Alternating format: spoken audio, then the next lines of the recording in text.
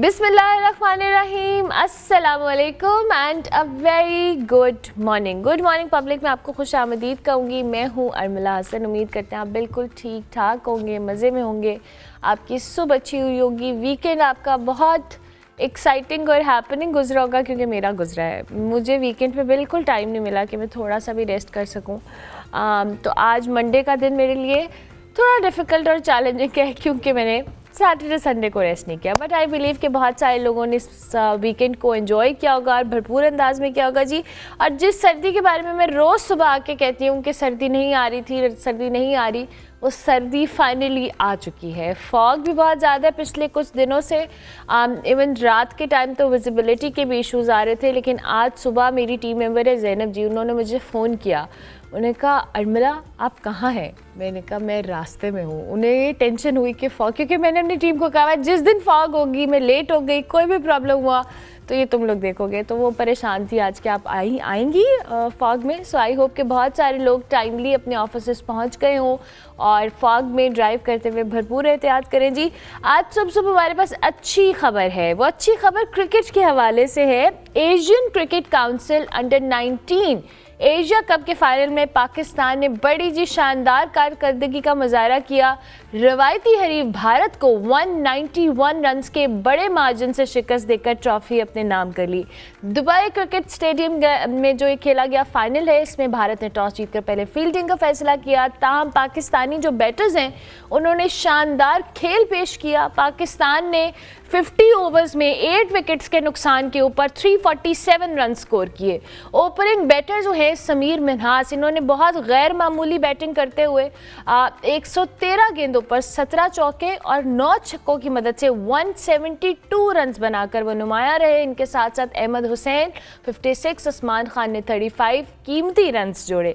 भारत जी हदफ के ताकुब में पाकिस्तानी बॉलर्स के सामने ज़्यादा देर ना ठहर सका। पूरी टीम 156 रन करके ऊपर ढेर हो गई। अली रज़ा ने जी शानदार बॉलिंग की, 4 विकेटें हासिल की, जबकि मोहम्मद साइम, अब्दुल सुभान, हुज़ैफा एहसन ने भी अहम किरदार अदा किया। समीर मिन्हास को जी फाइनल और पूरे टूर्नामेंट का बेहतरीन खिलाड़ी भी करार दिया गया, जिन्होंने मजमूई तौर पर 471 स्कोर किए, जो टूर्नामेंट में टॉप स्कोरर रहने का एजाज़ हासिल कर सकें। इसकी बदौलत भारत के ख़िलाफ़ उनकी 172 रन्स की इनिंग्स जी, जो कहा जाए कि वनडे क्रिकेट में पाकिस्तान की जानिब से एक तारीखी कारकर्दगी है।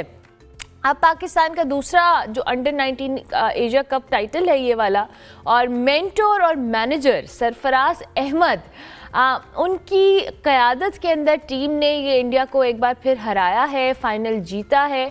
सो ये एक बड़ी इंटरेस्टिंग चीज़ है। और साथ साथ इस्लामाबाद एयरपोर्ट पे खिलाड़ियों का शानदार इस्तकबाल हुआ।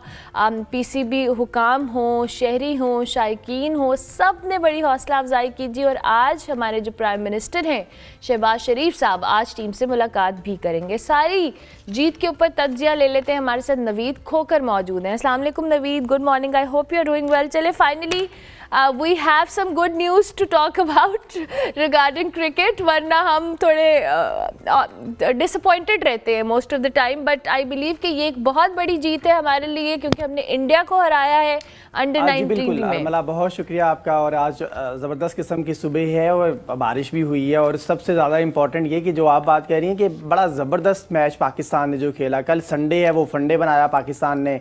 और मुझे इरफान पठान कल बड़े याद आ रहे थे। वो संडे की बात करते होते थे। मैं सोच रहा था कल इरफान पठान पता नहीं कहाँ होंगे जब पाकिस्तान ने शिकस्त दे दी इंडिया को 191 से। देखिए मैं ये समझता हूँ कि ये शिकस्त है जो पाकिस्तान की तरफ से 191 से, ये साबित करती है कि आपके लड़कों में टैलेंट मौजूद है। आपका आइंदा आने वाली क्रिकेट है जो जिस ट्रैक के ऊपर आप आगे हुए हैं, छोटी या बड़ी टीम्स को आप हरा देते हैं। और जिस तरह से आपकी ये यंग टैलेंट है, अंडर 19 है, जिस तरह से इन्होंने हराया, जो समीर की कारकर्दगी थी, मैं सोच रहा था कि शायद रात को इंडियंस को रात को नींद भी नहीं आई होगी। अगर जिनको जो बेचारे सो गए होंगे उनको ख्वाब में भी समीर के छक्के और चौके नजर आते होंगे कि कैसे उन्होंने 17 चौके और 9 छक्के मारे। 152 की स्ट्राइक रेट, 113 बॉल को फेस करके 172 रन की इनिंग्स यकीनन एक बहुत बड़ी इनिंग्स होती है क्रिकेटर्स के लिए, खिलाड़ियों के लिए।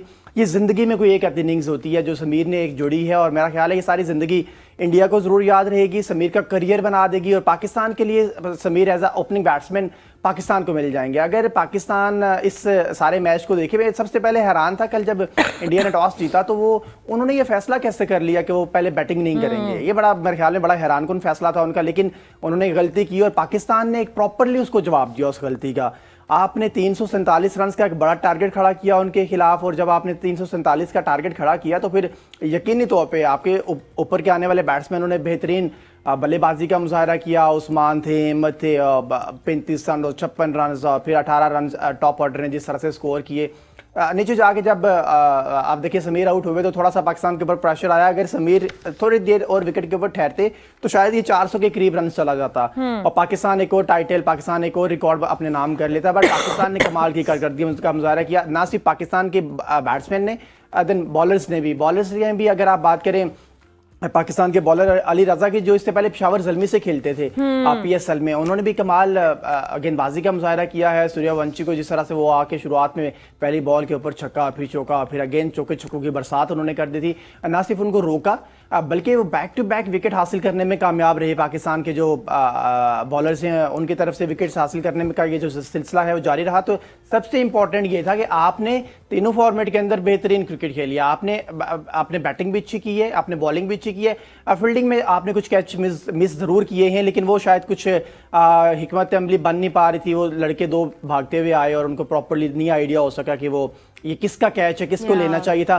बट अरमला, मेरा ख्याल है पाकिस्तान को इस जीत के साथ एक चीज जरूर और मिली है, वो ये कि इस मैच से, इस इवेंट से पाकिस्तान को 2 से 3 बॉलर और जो बैट्समैन है वो भी मिल जाएंगे। अच्छा, आपकी नेशनल टीम के लिए अली रजा इस तरह बॉलिंग करते हैं। नवीद, मेरा सवाल यहाँ पे ले लें, बिकॉज आई बिलीव कि आप जो बात कर रहे हैं, मेरा सवाल पहले ज़रा, मैं इस जाने आने से पहले कि हम नेशनल टीम में इन लड़कों की इंक्लूजन की बात करें, मैं इंडियन साइड की भी बात करना चाहूँगी। बड़ी कल हेल्पलेस नज़र आई नवीद, ऐसे लगा ही नहीं कि वो खेलने आए थे या तैयारी से आए थे। मतलब एक होता है ना कि एफर्ट पुट होनी चाहिए, बिकॉज आई बिलीव हमारी परफॉर्मेंस बड़ी एक्सेप्शनल थी। मतलब जो आपने सारा, हमने एक चीज़ डिस्कस भी की है, बट आपको क्या लगा कि हालांकि हम इंडियन साइड को देखें, अंडर 19 को भी अच्छे परफॉर्मेंस हैं उस टीम के अंदर भी। अरमला, मुझे जो आपका सवाल समझ आ सका है, मैं उस पर रिप्लाई करूंगा। आप इंडियन परफॉर्मेंस की बात कर रही हैं कि वो अच्छी, आप देखें इंडिया 150 करोड़ लोगों का मुल्क है। आप वहाँ से जो टैलेंट आता है वो 150 करोड़ में से निकल के आता है, तो यकीनन वो अच्छे होंगे।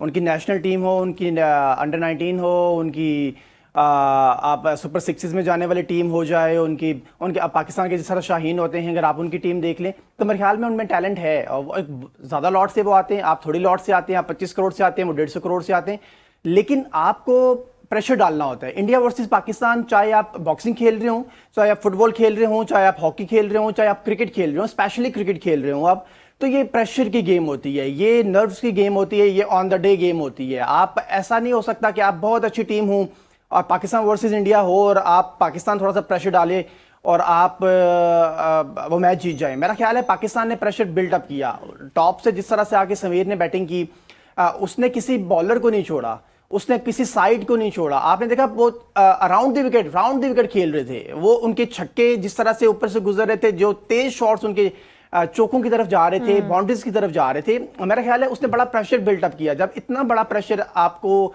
दिया जाता है तो फिर आप इंडिया की टीम में क्यों ना हो, आप दुनिया की कोई भी बड़ी टीम हो, तो फिर आप एग्जॉस्ट होते हैं और फिर आप गलतियां करते हैं। सबसे पहले इंपॉर्टेंट तो ये आपने 347 का टारगेट खड़ा किया। जब आप इतना पहाड़ खड़ा करेंगे, पाकिस्तान वर्सेस इंडिया मैच होगा, प्रेशर होगा, आपको पता है कि, और पाकिस्तान के ऊपर तो प्रेशर हमेशा से कम होता है, इंडिया प्रेशर ज्यादा लेता है, क्योंकि उन्हें डर होता है इस बात का कि उनके घरों के शीशे टूटेंगे, उनके घर जलाए जाएंगे, उनकी गाड़ियां जलाई जाएंगी, उनके टीवी टूटेंगे, उनके ऊपर लान तान होगी, सोशल मीडिया के ऊपर उनको गालियां दी जाएंगी। और वही तूफान बदतमीजी जो इंडिया आमतौर पर करता रहता है, वो अपने लोगों के खिलाफ भी जरूर करता है, तो उन पर प्रेशर ज्यादा होता है। वो प्रेशर ले लिया उन्होंने। पाकिस्तान के बॉलर्स ने जिस तरह से नक पे तुली हुई बॉलिंग की, पाकिस्तान के फरहान यूसुफ बात कर रहे थे कि उन्होंने ये बात की कि अपने 347 का टारगेट नहीं देखना, आपने देखना है कि 250 का टारगेट पाकिस्तान ने दिया और 250 से रोकना है आपने उन्हें। जब इस मेंटालिटी के साथ आप बॉलिंग करने जा रहे होंगे, 350 बना के आप 250 को चेज करवाने से रोकने की कोशिश करेंगे, तो फिर यकीनन आपको फतेह मिलेगी। और आपने ली है, फिर आपने एक लाइनर लेंथ के साथ बॉलिंग की है, फिर आपने मिस फील्ड कम से कम करने की कोशिश की है। तो मेरे ख्याल में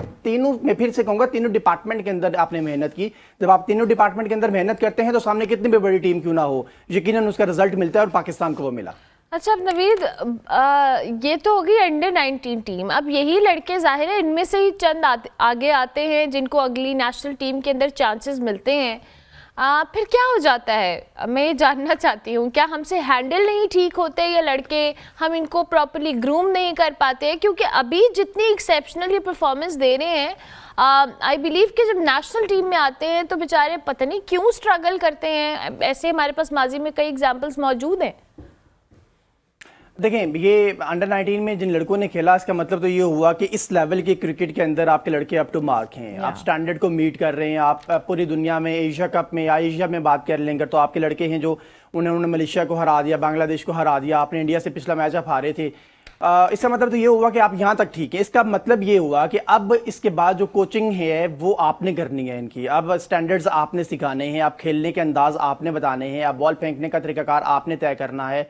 तो वहाँ गलती किसकी होगी? मेरा ख्याल है वहाँ पे गलती आपकी नेशनल हाई परफॉर्मेंस सेंटर की होती है।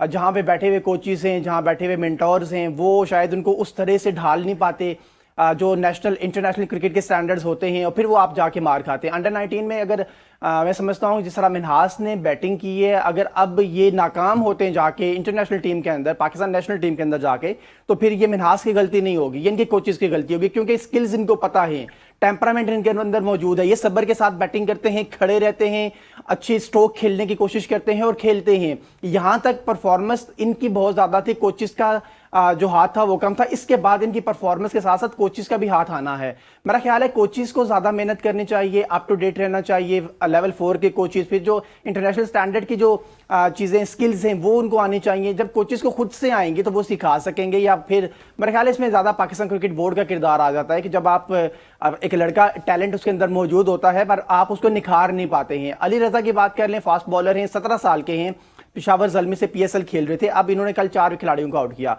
आप यकीन करें, जब जब पाकिस्तान से इस तरह के कोई एक्स्ट्रा एफर्ट करने वाले लड़के या एक्स्ट्रा पोटेंशियल है जिनके अंदर, वो जब आते हैं तो हमने देखा कि वो खराब हो जाते हैं, वो रुल जाते हैं, वो डी ट्रैक हो जाते हैं। वो उनको डी ट्रैक करने के लिए, उनको ट्रैक के ऊपर रखने के लिए पाकिस्तान क्रिकेट बोर्ड मौजूद है। आपके पास कराची में हाई परफॉर्मेंस सेंटर मौजूद है, आपके पास लाहौर में मौजूद है, आपके पास अकेडमीज मौजूद हैं, आपके पास कोचेज मौजूद हैं और तमाम फैकल्टी मौजूद है, स्टाफ मौजूद है। तो आप इनको लाइन में रखें। एक 17 साल का लड़का जब इस तरह से बॉलिंग करता है तो जब उन्हें 19 साल में आना है तो फिर वो यकीनन दुनिया के बेहतरीन वो गेंदबाज बन सकता है। तो उसको बनाने के लिए जो भी किरदार होगा पाकिस्तान क्रिकेट बोर्ड का होगा। मेरा ख्याल है इसके बाद अगर कोई गलती होती है तो खिलाड़ी की तरफ से कम और बोर्ड की तरफ से ज़्यादा होती है। सरफराज अहमद एक बार फिर सबकी नज़रों में आए, उन्होंने जिस तरह से लीड किया इस सारी चीज़ को, मेंटोर भी हैं, मैनेजर भी हैं, सब कल सरफराज की पहले की जो जीत है उसको भी डिस्कस कर रहे थे और ये भी डेफिनेटली एक बहुत बड़ी अचीवमेंट है। नवीद समाओ, देखिए सरफराज ने अंडर 19 भी खेला था। ये वही टीम थी जो सरफराज खेल कर आए थे, उस वक्त वो जीते थे। फिर उनके होते हुए आपने चैंपियन ट्रॉफी भी जीती है। सरफराज बड़े पाकिस्तान के लिए बेहतर साबित हुए हैं। सरफराज में भी टेम्परामेंट है। आप टेम्परामेंट के साथ खड़े रहते हैं, खेलते हैं, कोशिश करते हैं, टीम को जल करते हैं, साथ लेके चलते हैं। और एज अ मेंटोर जब सरफराज कल हमें ग्राउंड में नजर आ रहे थे, हमने देखा कि वो कोचिज से ज़्यादा वो मेंटोर जिस तरह से होते हैं बैठे हुए कुर्सी के ऊपर, उनसे उनकी एक्साइटमेंट दिखा रही थी कि उन्होंने कितनी मेहनत की है इन लड़कों के ऊपर। तो मेरे ख्याल है सरफराज की मेहनत रंग लाई है। सरफराज ने पाकिस्तान को इससे पहले भी बड़ी खुशियां दी हैं और एक और बड़ी खुशी देने में कामयाब हुए हैं। मेरा ख्याल है पाकिस्तान ने कल तमाम बदले चुका दिए हुए। आपने एशिया कप में आप 3 बार हारे थे इंडिया से कल, लेकिन कल की जो आपकी जीत थी 191 से जो आपने शिकस्त दी अंडर 19 में, आपने उनको बता दिया है कि हमारा मुकाबला आपके साथ है। देखें अरमला, इससे पहले 2 Ws होते थे, शोएब अख्तर होता था। कभी हमने देखा कि इंडियन बल्लेबाज डरते थे पाकिस्तान के इन बॉलर्स से। कल हमने एक बार फिर डरते हुए देखे। बहुत लंबे टाइम के बाद हमने इंडियन बल्लेबाजों को डरते हुए पाकिस्तानी बॉलर से देखा। मैं ये समझता हूं कि कल की जीत फिर एक जीत नहीं है, कल अंडर 19 की जीत नहीं हुई है, कल आपने एक डर बिठाया, कल आपने एक रोब बिठाया, कल आपने इंडिया को नाकुच चने चबवा दिए, कल आपने उनको बता दिया कि नहीं, आप पाकिस्तान की क्रिकेट खत्म नहीं हुई है, आप हमें भूले नहीं। पाकिस्तान के पास फास्ट बॉलर की लॉट मौजूद है। सूर्यवंशी जिस तरह से खुल के स्ट्राइक खेल रहे थे, अब देखें वो कहाँ पे गए, चंद रन बनाने के बाद कहाँ थे। तो मेरा ख्याल है आपने सेट नहीं होने दिया उनके बल्लेबाजों को। कमाल की बल्लेबाजी थी इंडिया के पास, लेकिन आपने उनको चारू शाने चित किया है। तो बड़े टाइम के बाद पाकिस्तान के पास फास्ट बॉलर्स की वो लॉट आ रही है कि अगर इसके ऊपर मेहनत की जाती है तो फिर इंडिया एक बार फिर से डरेगा पाकिस्तान से, इंडिया एक बार फिर से पाकिस्तान से घबराएगा, पाकिस्तान के बॉलर से घबराएगा और पाकिस्तान के बॉलर से को खेलने से कतराएगा, जैसे शोएब अख्तर के टाइम में, वसीम वकार के टाइम में घबराया करते थे। बिल्कुल ठीक है, thank you very much Naveed Khokhar, बहुत शुक्रिया आपके वक्त का जी। पाकिस्तान ने इंडिया को 191 रन से शिकस्त दे दी है। ये अंडर 19 की ट्रॉफी थी जो पाकिस्तान ने अपने नाम की। हम ब्रेक लेंगे, ब्रेक के बाद वापस आएंगे।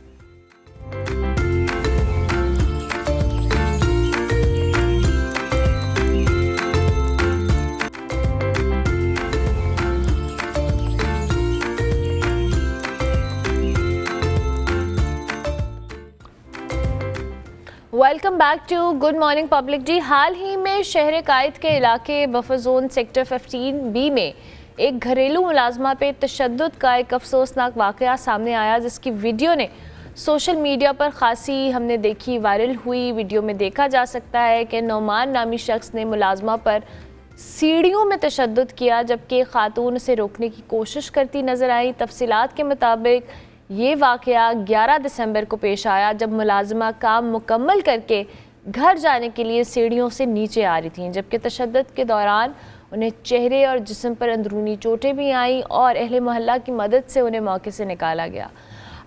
गबोल टाउन पुलिस ने जी मुतासरा की मुद्दत में मुकदमा दर्ज करके तहकीकात तो शुरू कर दी हैं, लेकिन मुलजिम फ़रार है, इसकी तलाश भी जारी है। ये वाक़या अपनी नौयत का कोई पहला वाक़या नहीं है, इससे पहले भी ये वाक़यात होते आए हैं और ख़वातीन मुलाजमीन की हिफाजत को किस तरह से हमें बेहतर करना है, ये वाक़या इसकी ज़रूरत को भी उजागर करता है। साथ साथ समहाउ मजबूत और महफूज कवानीन के हवाले से और उनके बनाने की भी अशद ज़रूरत है, ताकि घरेलू मुलाजमीन के जो हकूक़ का तहफ़्फ़ुज़ है इसे यकीनी बनाया जा सके। ऐसे वाक़यात की रोकथाम के लिए जहाँ हम पॉलिसी की बात करते हैं, कवानीन की बात करते हैं, मुआशरती शऊर की बात करते हैं, वो किस तरह काम कर सकता है, इस पे आज हमने बात करनी है। पुष्पा कुमारी हमारे साथ मौजूद हैं, council member human rights commission of Pakistan. उनको हम खुश आमदीद कहेंगे। बहुत शुक्रिया जी पुष्पा कुमारी साहिबा कि आपने हमें वक्त दिया। पहले तो मैं इस वाक़े के हवाले से आपसे बात करूँगी। ये कोई पहला वाक़या नहीं है जो इस तरह से रिपोर्ट हुआ है, माजी में ऐसे कई वाक़यात हैं जो शायद रिपोर्ट भी नहीं होते, कुछ हो जाते हैं, सोशल मीडिया पे आते हैं, चंद दिन बात होती है और फिर मामला कहीं दब जाता है।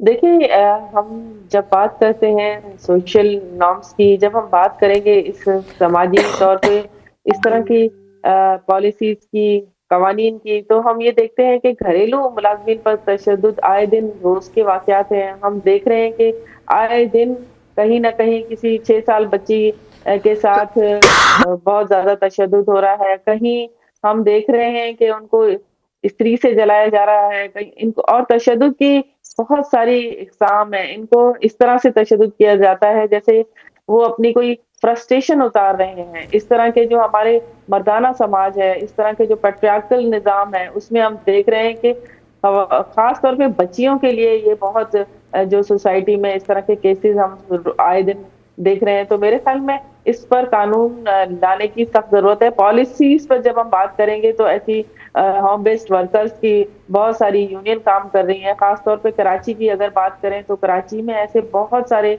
यूनियंस काम कर रही हैं, लेकिन उसके बावजूद हम देखते हैं कि वो यंग बच्चियां जो 18 साल से कम उम्र की बच्चियां हैं, ज़ाहिर लेबर के कवानीन मौजूद हैं, आप यहाँ मजदूरों के हक की बात करने वाले मौजूद हैं, लेकिन फिर भी हम देखते हैं कि छोटी बच्चियां 6 साल की, 5 साल की, जो माइनर गर्ल्स कहलाती हैं, उनको जो है जो घरों में काम के लिए छोड़ा जाता है। क्योंकि एक तो हमारे मुल्क में देख रहे हैं कि आप लोग गरीबी और पावर्टी, उसकी जो गरीब लोग हैं, जो पुअर कम्युनिटीज हैं, वो अपनी बच्चियां जो हैं वो इस तरह घरों में भेज देते हैं और कहते हैं कि हमें, और 6-6 साल, 2-2 साल तक वो बच्चियां वहीं रहती हैं।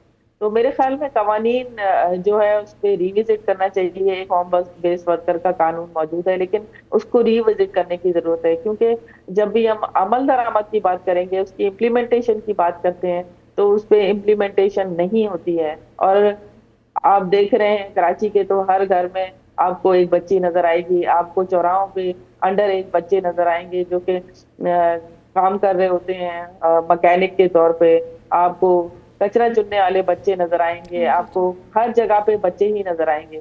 तो मेरे ख्याल में हमारे मुल्क में इस तरह के कवानीन होने चाहिए।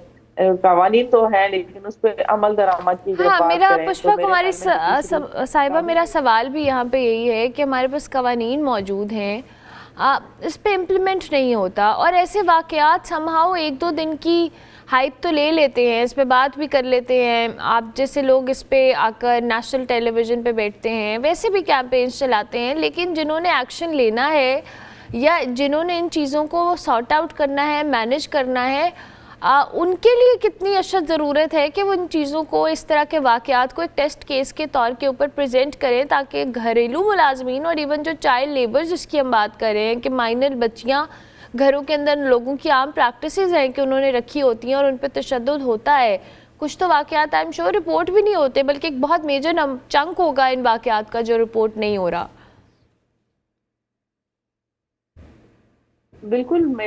बहुत सारे मेजॉरिटी ऑफ द केसेस इसलिए भी रिपोर्ट नहीं हो रहे होते हैं कि हम, एक तो पुलिस के ज़ाहिर खौफ होता है, एक हमारा फियर है कि पुलिस डिपार्टमेंट जो है वो इस तरह के केसेस को, एक आम डोमेस्टिक वायलेंस के केस को और इस तरह के केसेस को जो है वो इस तरह से डील नहीं करते हैं कि जो उनको इंसाफ मिल सके। जस्टिस की जब बात होती है, इंसाफ की फराहमी की बात होती है, तो उन लोगों को इंसाफ की फराहमी उन तक नहीं पहुंचती है। तो मेरे ख्याल में इस तरह के केसेस में हमें जुडिशरी और पुलिस और इन इदारों के लिए भी एक तो सेंसिटाइजेशन, अवेयरनेस की जरूरत है कि ये जो कवानीन है उन तक भी, जुडिशरी तक भी पहुंचने चाहिए। और हमारे वकला हजरात जो आजकल आप देख रहे हैं कि वकला हजरात जो हैं वो बहुत ज्यादा सेंसिटाइज भी हैं, अवेयर भी हैं, लेकिन उनकी तरफ से इस तरह के केसेस जो हैं वो रिपोर्ट नहीं होते हैं और वो अदालतों तक नहीं पहुंचते हैं। तो मेरे ख्याल में अदालतों तक पहुंचना ना बहुत अहम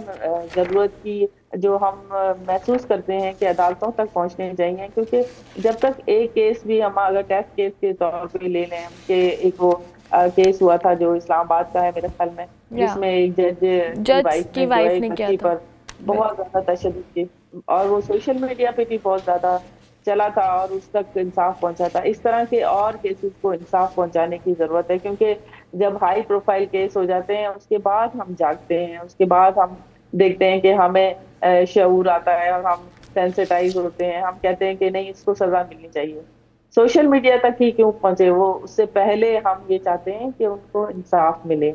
इंसाफ जब तक नहीं मिलेगा, जब तक वो केसेस जो हैं वो हम खासतौर पे प्रिंट और इलेक्ट्रॉनिक मीडिया, जैसे आपने आज इस नौमान नामी शख्स और शहर कायद का जो केस है सोशल मीडिया पे और इलेक्ट्रॉनिक मीडिया पे भी इसको आप लेके आई हैं, तो मेरे ख्याल में हम इस सुबह के प्रोग्राम में हम ये चाहेंगे कि ये जो पैगाम है हर हर जगह पहुंचे, खासतौर पे उन लोगों तक भी पहुंचे कि आइए मिलकर इन बच्चियों को बचाएं, इनकी हिफाजत करें, अच्छा क्योंकि पुष्पा आपका साहिबा, मुस्तकबिल मैं ये सवाल आपके इस इदारे के हवाले से भी जानना चाहूँगी कि क्या आप लोगों की जानिब से इस तरह के स्टेप्स लिए जाते हैं, कैंपेन्स चलती हैं, आप लोग स्टेक होल्डर्स के साथ बात करते हैं, क्या ऐसा मामला है?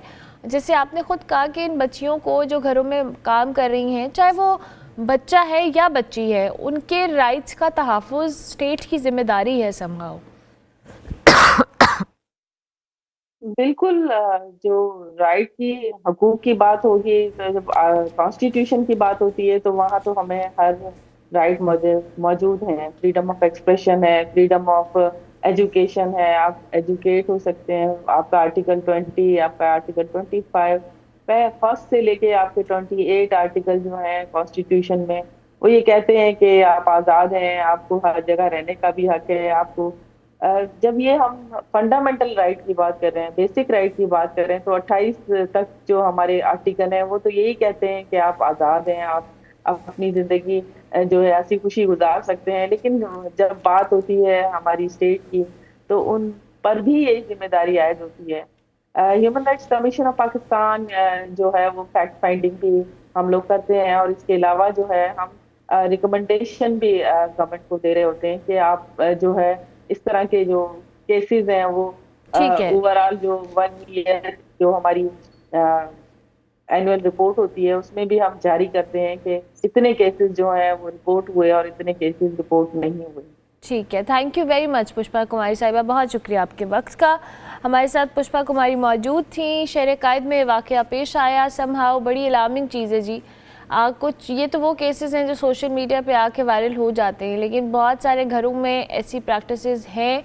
खुदारा अगर आपके पास कोई डोमेस्टिक हेल्प है, आपकी हाउस हेल्प है, तो आप उसको अपनी फैमिली मेम्बर की तरह ट्रीट करें। ये तरीका, ये जो वायलेंस है, समहाउ महज़ब माशरों के अंदर किसी को भी ज़ेब नहीं देती। ब्रेक लेते हैं, ब्रेक के बाद वापस आते हैं।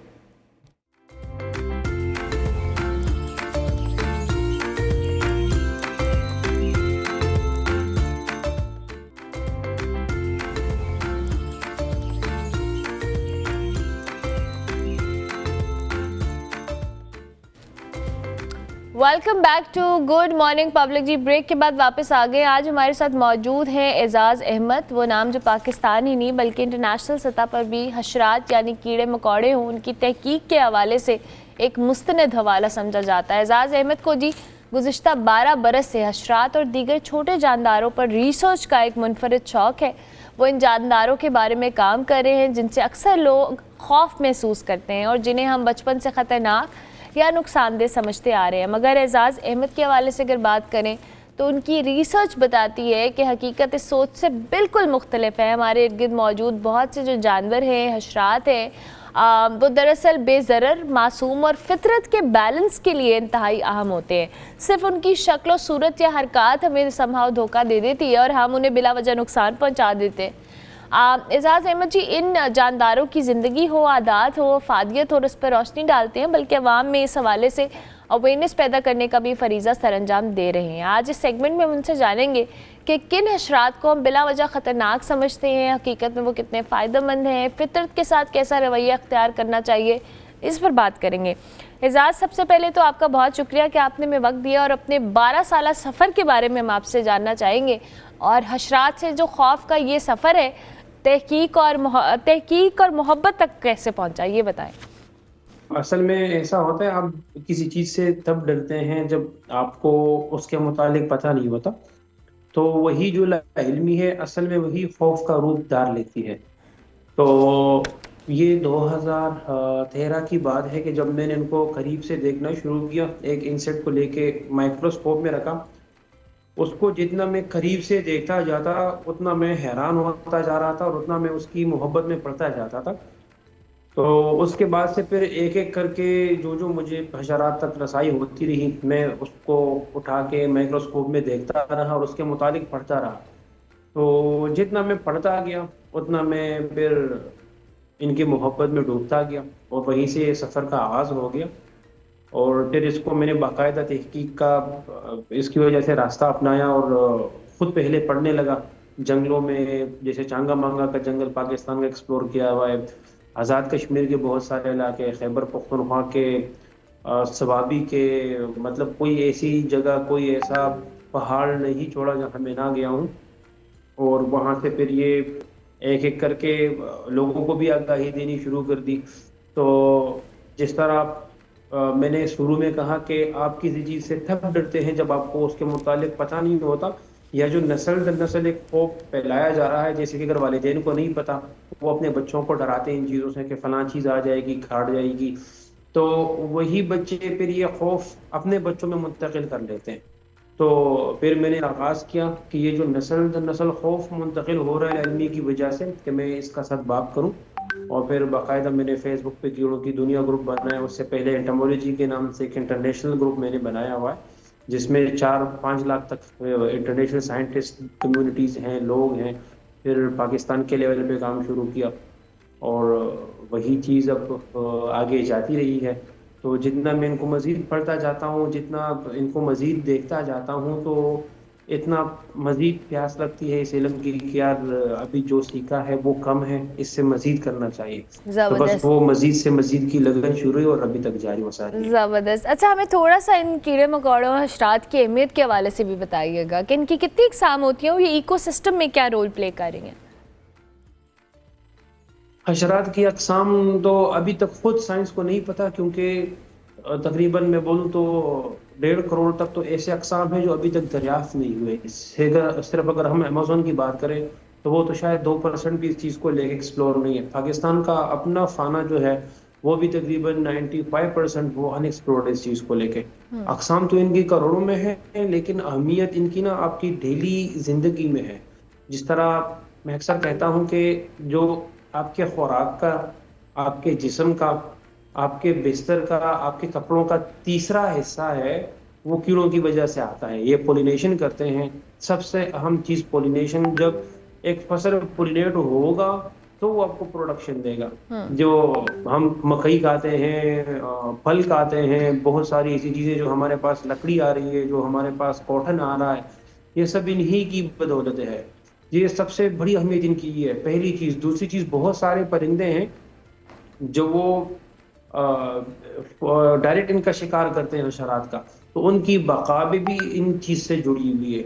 बहुत सारे आबी मछलियां, आबी जानदार हैं जो वो पानी में इनके बच्चे खाते हैं, तो वहां पे उनकी जिंदगी का इंहिसार इस बात पे है। जैसे अब मेंढक हो गए, अब एक सीक्वेंस देखे कि जो मेंढक और छोटे इस तरह जानदार होते हैं वो कीड़े खाते हैं, तो मेंढक के फिर ऊपर शिकारी हैं जैसे सांप वगैरह, फिर सांप के शिकारी हैं। तो ये तसलसल इन्हीं चीजों की वजह से बना हुआ है। अगर कीड़े खत्म हो गए तो ज्यादा से ज्यादा 10-15 साल में जो दुनिया का निज़ाम है वो शदीद तरीन तरीके से मुतासर हो जाएगा। अच्छा, अगर ये ख़त्म हो जाए, आपने कहा, तो इंसान को किन मसाइल का सामना करना पड़ सकता है एजाज़ अहमद? कीड़े खत्म हो जाए तो सबसे जो पहला मसला है वो खुराक का आ जाएगा। बहुत सारे पौधे ऐसे हैं कि जिनकी बका का इंहिसार डायरेक्ट हशरात पे है, क्योंकि हशरात उनको पोलिनेट करते हैं। तो सबसे पहले तो वो पौधे खत्म हो जाएंगे, तो उन पौधों से जो जुड़े जानदार हैं वो खत्म हो जाएंगे। इसी तरह ये चीज हमें अपनी लपेट में ले लेगी। जो बहुत सारा खुराक जो हम खाते हैं, जो बिल वास्ता हशरात की वजह से पोलिनेट होके ही उनकी प्रोडक्शन होती है, एक तो वो खत्म हो जाएंगे। खुराक की किल्लत बहुत ज्यादा आ जाएगी। इसी तरह बहुत सी बीमारियां फैल जाएगी, क्योंकि कीड़े रिसाइकलिंग भी करते, जैसे कोई चीज मर गई तो जो ऐसे स्कैवेंजर्स कीड़े होते हैं वो आके उसको खत्म कर लेते हैं। इवन हमारी फैलाई हुई गंदगी भी ये साफ करते हैं। जिस तरह लोग कहते हैं कि मक्खियां आ रही हैं, ये सारी चीजें, तो मक्खियां क्यों आ रही हैं? हम गंद फैला रहे हैं, मक्खियां उनको साफ करने आ जाती हैं। तो अगर ये खत्म हो जाए तो माहौल भी बहुत आलूदा हो जाएगा, इंसान बीमार पड़ जाएंगे अपनी ही फैलाई हुई गंदगी की वजह से। इंटरेस्टिंग। अच्छा, ये बताएं, आम तौर पर किन हशरात को सबसे ज़्यादा ख़तरनाक समझा जाता है और हकीकत में वो कितने बेज़रर होते हैं, या जिन्हें कह दें कि नुकसान नहीं पहुंचाते या फ़ायदा है उनका, तो उस हवाले से भी बताएं। बिल्कुल यही बात है कि हशरात से जो ये डर है वो सब लाइल्मी का नतीजा है, और लाइल्म में हम तकरीबन तमाम कीड़ों को ज़रर रसा मानते हैं। हमें जो भी इंसेक्ट नज़र आता है तो हमें लगता है कि बस ये हमें खा जाएगा और हम मर जाएंगे, हालांकि हकीकत में ऐसा कुछ भी नहीं है। हाँ, दिफा के लिए अगर जैसे कि कुछ वास्प वगैरह, बड़ वगैरह हो गए, तो वो तो दिफा के लिए काटते हैं ना। जब आप इनके छत्ते में वो पत्थर मारेंगे तो लाजमी जब आप किसी के घर घुसेंगे तो वो तो जवाबन उसने तो कोई कार्रवाई करनी ही है ना। या आप उसको किसी चीज में ट्रैप करते हैं तो वो जवाबन आपको लाजमी हमला करेगा। कोई भी जानदार हो गया, कोई भी इंसेक्ट हो गया, वो आपको ढूंढ के हमला नहीं करता। जैसे कि अगर आप बिस्तर पे लेटे हुए और बाहर एक डडार उड़ रही है तो वो सोचिए कि तो क्यों ना मैं उसको काट लूं। नहीं, कोई भी जानदार आपको ढूंढ ढूंढ के नहीं काटता जब तक आप उसके लिए खतरा ना बन जाए। तो हशरात को लेके तो बहुत सारे मिथ्स हैं। एक जो जिस तरह कनकजूरा है, लोगों के जहन में है कि बस ये लाजमी आपका कान ढूंढ के घुसता है। भाई, जब आप जमीन पे लेटे हुए हैं तो कोई भी जानदार, कोई भी कीड़ा आपके कान को सुराख समझ के अंदर जा सकता है उसमें। तो ऐसा कोई भी नहीं है। ऐसे केसेस 10 लाख में से शायद एक हो कि कोई चीज आपके कान में घुस जाए। अमूमन इस तरह के मिथ्स हो गए, सारे मिथ्स हैं कि अगर इसने ये किया तो ये हो गया, ये आपके कीड़ा आपके जिस्म को या सांप जिस्म को सूंघ गया तो ये हो गया। ये सब कुछ, इसमें कोई हकीकत नहीं है। अच्छा, हमारे यहाँ नॉर्मली ये प्रैक्टिस होती है कि जहाँ कोई कीड़ा या आपको छिपकली नज़र आ रही है तो आप उसको फ़ौरन मार देते हैं, ये कितना गलत है? और ये भी बताइएगा कि ऐसी सूरत हाल में करना क्या चाहिए? देखिए, अगर आपके घर में मेंढक आ रहे हैं मिसाल के तौर पे या छिपकली आ रही है, तो इसका मतलब है कि आपके घर में कीड़े आ रहे हैं। तो वो आपके लिए नहीं, वो कीड़े खत्म करने के लिए आते हैं। छिपकलियां हो गई इस तरह। अगर आपने एक बिला जरूरत एक लाइट पब्लिक जगह पे लगाई हुई है, तो रात को बहुत सारे हशरात उसकी जानिब अट्रैक्ट होते हैं, तो वो लाजमी लाइट की जानिब आएंगे। ये आप पे है, आप गैर जरूरी लाइट बंद करें, वो उधर आएंगे ही नहीं। या अगर आपके घर में मच्छर आते हैं, कोई पानी आपके ड्रेन में बहुत वक्त से खड़ा हुआ है, तो उन मच्छरों को खाने के लिए बाहर से मेंढक भी आएंगे, छिपकलियां भी आएंगी, लेकिन ये हमें किसी सूरत जरूर नहीं पहुंचाती। ना छिपकली हमें जरूरत पहुंचाती है और ना कोई और इस तरह की चीज। तो ये सब हमारी कोताही है। जिस तरह लोगों के जहन में है कि अगर छिपकली आ गई तो वो दूध में गिर जाएगी, हम पी के मर जाएंगे, ये भी झूठ है, ऐसा कुछ भी नहीं है। छिपकलियों में कोई जहर नहीं होता। बाकी आप तो कोई भी, आप कभी कभार खाने की चीज बंदा खा लेता है, उससे भी उसको फूड पॉइजनिंग हो जाती है, वो मर जाता है। तो ये सब हमारी फैलाई गई चीजें हैं, वाहियात हैं, इसमें कोई हकीकत नहीं। कोई भी चीज आपके लिए जरर रसा नहीं जब तक आप खुद उसके लिए जरर रसा ना बनो। बिल्कुल ठीक हो गया। अच्छा, आजकल हम घरों में, खेतों में या शहरों में बेदरेक स्प्रे का इस्तेमाल या केमिकल्स का इस्तेमाल कर रहे होते हैं, जिसमें बहुत सारी ऐसी जो मखलूक़ात हैं वो मुतासर हो रही हैं। और ख़ास तौर पर अगर मैं तितलियों की बात करूं तो उनकी तादाद में जो एक शदीद कमी है, इसकी बुनियादी वजह आपके मुताबिक क्या है? देखें, पेस्टिसाइड का तो जो सबसे पहले तबाहकुन असर ये है कि उससे नॉन टारगेटेड चीजें भी मर जाती हैं। जैसे कि अगर आपने इंसेक्ट टारगेट किया हुआ है, आप उस पर स्प्रे करते हैं, वो तो मर जाता है, लेकिन बहुत सारे ऐसे जानदार होते हैं जो कुदरती तौर पे इन चीजों को खत्म करते हैं, तो आपके स्प्रे से वो भी मर जाते हैं। ये इस तरह है कि जैसे आपका टारगेट एक बंदा है और आप अंधाधुंध फायरिंग शुरू करने लग जाते हैं, तो इसकी लपेट में फिर सब आते हैं। तो सबसे पहले नुकसान के लिए नॉन टारगेटेड जानदार भी मर जाते हैं। दूसरी बात कि जब कुछ परिंदे इनको खाते हैं तो दूसरी तरफ परिंदे भी मर जाते हैं। या कुछ ऐसे केमिकल्स हैं कि अगर वो परिंदे के जिस्म में जाते हैं तो उनके जिस्म में फिर कैल्शियम नहीं बनता, तो फिर वो कच्चे अंडे देते हैं और कच्चे अंडे से फिर बच्चा निकलना नामुमकिन होता है। तो इस तरह उनकी जो नस्ल है वो भी मालूम हो रही है। एक स्प्रे से हशरात के साथ साथ जो मतलब ज़रर नसा के साथ जो गैर नसा है वो भी खत्म हो रहे हैं, साथ में परिंदे भी खत्म हो रहे हैं। वो पेस्टिसाइड फिर पानी के साथ, बारिश के साथ जब वो नहरों में चले जाते हैं तो उनके अंदर मछलियां भी मर जाती हैं, बहुत सारे अभी जानवर वो भी मर जाते हैं। वही पेस्टिसाइड वाटर टेबल में चला जाता है, नीचे जमीन में, वो फिर हम पी लेते हैं। आप देख लें, हर बंदा आजकल मैदे और जिगर वगैरह कैंसर का मरीज है, तो ये भी इसी वजह से है।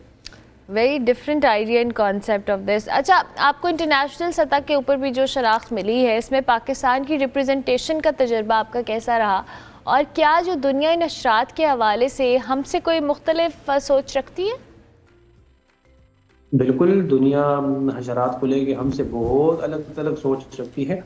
हम जिस चीज़ को, हर चीज़ को जरा सा मान के मारते हैं, तो वो बजाय मारने के अपने बच्चों को उनके हथेली पे रख के दिखाते हैं कि ये देख लो। जब वो कहीं पे पार्क वगैरह में जा रहे होते हैं, उनको दिखाते हैं कि हाँ ये है, इसको मतलब टच नहीं करना, कहते करीब से देख लो, इसको ऑब्जर्व कर लो। तो वो जो बचपन का खौफ है वो उनका नहीं होता। ऑन एवरेज अगर मैं पूछ लूँ कि अगर पाकिस्तानी घरों में बच्चों को 2, 3, 10, 5 चीजों का इल्म होगा कीड़ों को लेके, वहाँ उनको बहुत ज्यादा है, क्योंकि बचपन से ही उनको स्कूल में वो किया जाता है और ये प्रैक्टिकल ये चीजें दिखाई जाती हैं। तो हमारे सोच का जाविया ये है कि भाई इंसान के अलावा जो चीज है वो मर जाए। हमारे घर में छिपकली आए भाई ये ना है, हमारे घर में मेंढक ना है, हमारे घर में कीड़े ना है, ये ना हो। भाई दुनिया इंसान के लिए अकेले थोड़ी बनी है, ये तो सब जानदारों के लिए बनी है। इंसान में तो सिर्फ इसमें एक स्पीशीज है, बाकी तो उनके लाखों करोड़ों स्पीशीज हैं। तो वो इन चीज को लेके सीरियस काम करते हैं, एक तरह से एक अच्छे लेवल पे सराहते हैं, आपको वसाइल देते हैं कि आप उस पर मजीद काम करें। लेकिन इधर अमूमन यहाँ पे तो साइंस का कोई वो खास तस्वर नहीं है। जैसे अगर फंडिंग मुख्तस होती है तो साइंस के लिए कोई अलग से नहीं, या कोई अगर ऐसे इदारे हैं तो वो बिलखुसूस इन चीज़ों को लेके फिलहाल ज़्यादा फ़आल नहीं है या ऐसे लेवल पे काम नहीं कर रहे जिस पे करना चाहिए। ठीक है। अच्छा, ये भी बताइएगा एजाज़ अहमद के इंटरनेशनल सतह के ऊपर हशरात के तहफ़्फ़ुज़ के हवाले से या पॉलिसीज़ हैं या तरीके अपनाए जा रहे हैं जिनसे पाकिस्तान कुछ सीख सके? वहाँ पे तो सबसे पहले बहुत सारे ऐसे केमिकल हैं कि उन्होंने वो बैन किए हैं, कि जो नॉन टारगेट चीज़ों को मारता है वो सबसे पहले उन्होंने अपने केमिकल स्प्रे पे काबू पाया हुआ है। बहुत ज़्यादा हद तक वो इस तरह करते हैं कि ट्रेडिशनल चीज़ें, ट्रेडिशनल तरीक़ेकार इस्तेमाल करते हैं, और बाकी पेस्टिसाइड उन्होंने ख़त्म किया हुआ है। बाकी एक इंसेक्ट को लेके वो नेशनल लेवल पे कैंपेन करते हैं कि इसके क्या क्या वो हैं, मतलब मुज़र असरात हैं, आप इसको कंट्रोल कैसे करेंगे। और फिर गवर्नमेंट अपने लेवल पे ही स्टेप्स लेके उसके लिए फंडिंग्स मुकर्रर करके, टीम मुकर्रर करके उन चीज़ों को ख़त्म करती है, अपने मुल्क को वो साफ करती है। और सबसे पहले उन्होंने पेस्टिसाइड कंट्रोल किया। दूसरा फिर जो जैसे इनको लगा कि यार ये इंसेक्ट पिछली सीजन में ज़्यादा नज़र आ रहे थे, अब नज़र नहीं आ रहे, वो उसके पीछे लग जाते हैं वजह ढूंढने की, क्या वजह बनी इस तरह। तो जब उनको वो वजह हाथ आ जाए तो पहले वजह ख़त्म करते हैं। अगर उनका जो मुतल्लिका पौधा है वो ख़त्म हो रहा है तो वो मज़ीद उगाना शुरू कर देते हैं।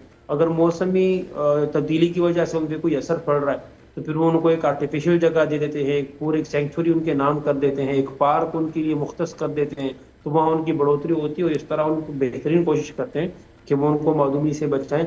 अगरचे कुछ केसेस में वो भी नहीं कर पाते, लेकिन ये कि वो ज़्यादा केसेस में उस चीज़ को दोबारा एक तरह से माहौल में वापस कर देते हैं ज़्यादा मिकदार में। बिल्कुल ठीक है। आखिर में अवामी सतह के ऊपर बच्चों में, ख़ास तौर पे यंगस्टर्स में जो हशरात हैं या फितरत के बारे में एक पॉजिटिविटी का एलिमेंट लाने के हवाले से आप कोई मशवरा देना चाहें? देखें, सबसे पहले कि हम अपने बच्चों को सिखाएं, उनको डराएं नहीं। अगर आप बच्चे को डराते हैं वो डर जाता है, आप उसको सिखाते हैं वो सीख जाता है। तो अगर दोनों ऑप्शंस हैं तो बजाय से कि हम उसको डराएं, हम उनको सिखाना शुरू कर दें। तो सबसे पहले हम अपने घरों से शुरू करेंगे, बिलखुसूस ख़वातीन को, कि जिनको लगता है कि काकरोच एक डायनासोर है और इंसान को खा जाता है, ऐसा कुछ नहीं। हमने वहाँ से खौफ का खात्मा करना है। तो इस चीज़ से फिर ये सिस्टम आगे बढ़ता रहेगा। और बजाय हम अपने बच्चों को इन चीज़ों से डराएं, हम उनको सिखाएं। अगर पार्क वगैरह में लेके जाएं तो उनको पौधों के पास लेके जाएं। पहले तो ये कि हम खुद भी सीखें, पौधों पे ले जाके उनको दिखाएं कि ये फलां इंसेक्ट है, इसका क्या किरदार है, ये क्या करता है। कोई घास में कीड़ा नज़र आए, या फिर उसको बच्चों को इस तरह के असाइनमेंट दिया करें कि आप घर में जाएं और हमें आज ना अपने 5 इंसेक्ट्स की लिस्ट लानी है कि आपने कौन कौन सा इंसेक्ट देखा, या उनकी तस्वीर लानी है। तो हम फिर वो उनको टीचर उनको बताए कि ये कौन कौन से इंसेक्ट है। इस तरह वालिदैन इस तरह करें कि बच्चों को इन एक्टिविटीज़ में डालें, बजाय इसके कि उनको मोबाइल एक यूट्यूब पे लगाएं। उनको बोलें कि जाके 5 मुख्तलिफ जानदारों की तस्वीरें बना के लाओ, फिर जानदारों के मुतालिक पढ़ाएं। तो इसी तरह ये चीज़ आगे जाएगी। और अगर आप चाहते हैं कि हमारे घर में ना है तो ये मुमकिन नहीं है। मैं फिर भी कह रहा हूँ कि ये दुनिया अकेली हमारी नहीं है, ये हमारे घर में आते रहेंगे। हाँ, हम उनकी तादाद को इस तरह से कंट्रोल कर सकते हैं कि वो जिस वजह से आ रहे हैं हम वो वजह कम करें। अगर घर में गंदगी पड़ी हुई है तो इसकी स्मेल बहुत सौ को अट्रैक्ट करती है, वहाँ का लालवेग काकरोच भी आएंगे वहाँ पे। फिर अगर पानी कहीं पे खड़ा हुआ पड़े तो वहाँ मच्छर भी आएंगे। और अगर गैर जरूरी लाइट्स खुले हैं तो और भी जानदार आएंगे। फिर उनको खाने के लिए सांप भी घर में आएंगे, उनको ख़त्म करने के लिए छिपकलियाँ भी आएंगी। जी बिल्कुल ठीक है। थैंक यू वेरी मच एजाज़ अहमद, बहुत शुक्रिया आपके वक्त का।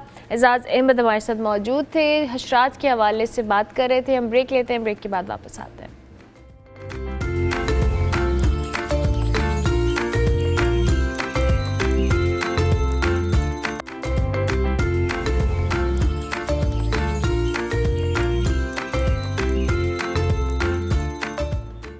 Welcome back to good morning public. Ji break के बाद वापस आ गए। आज हमारे साथ मौजूद हैं professor doctor Nausheen Zaidi, Punjab university Lahore की एक मुमताज़ मॉलिक्यूलर बायोलॉजिस्ट हैं, और इसके साथ साथ इन्हें हाल ही में इनकी जो रिसर्च है और इनकी जो नुमाया खदमात हैं उनके एतराफ़ में अलेक्जेंडर वॉन हम्बोल्ट फाउंडेशन की जानिब से जी जॉर्ज फॉस्टर रिसर्च अवार्ड से नवाजा गया है।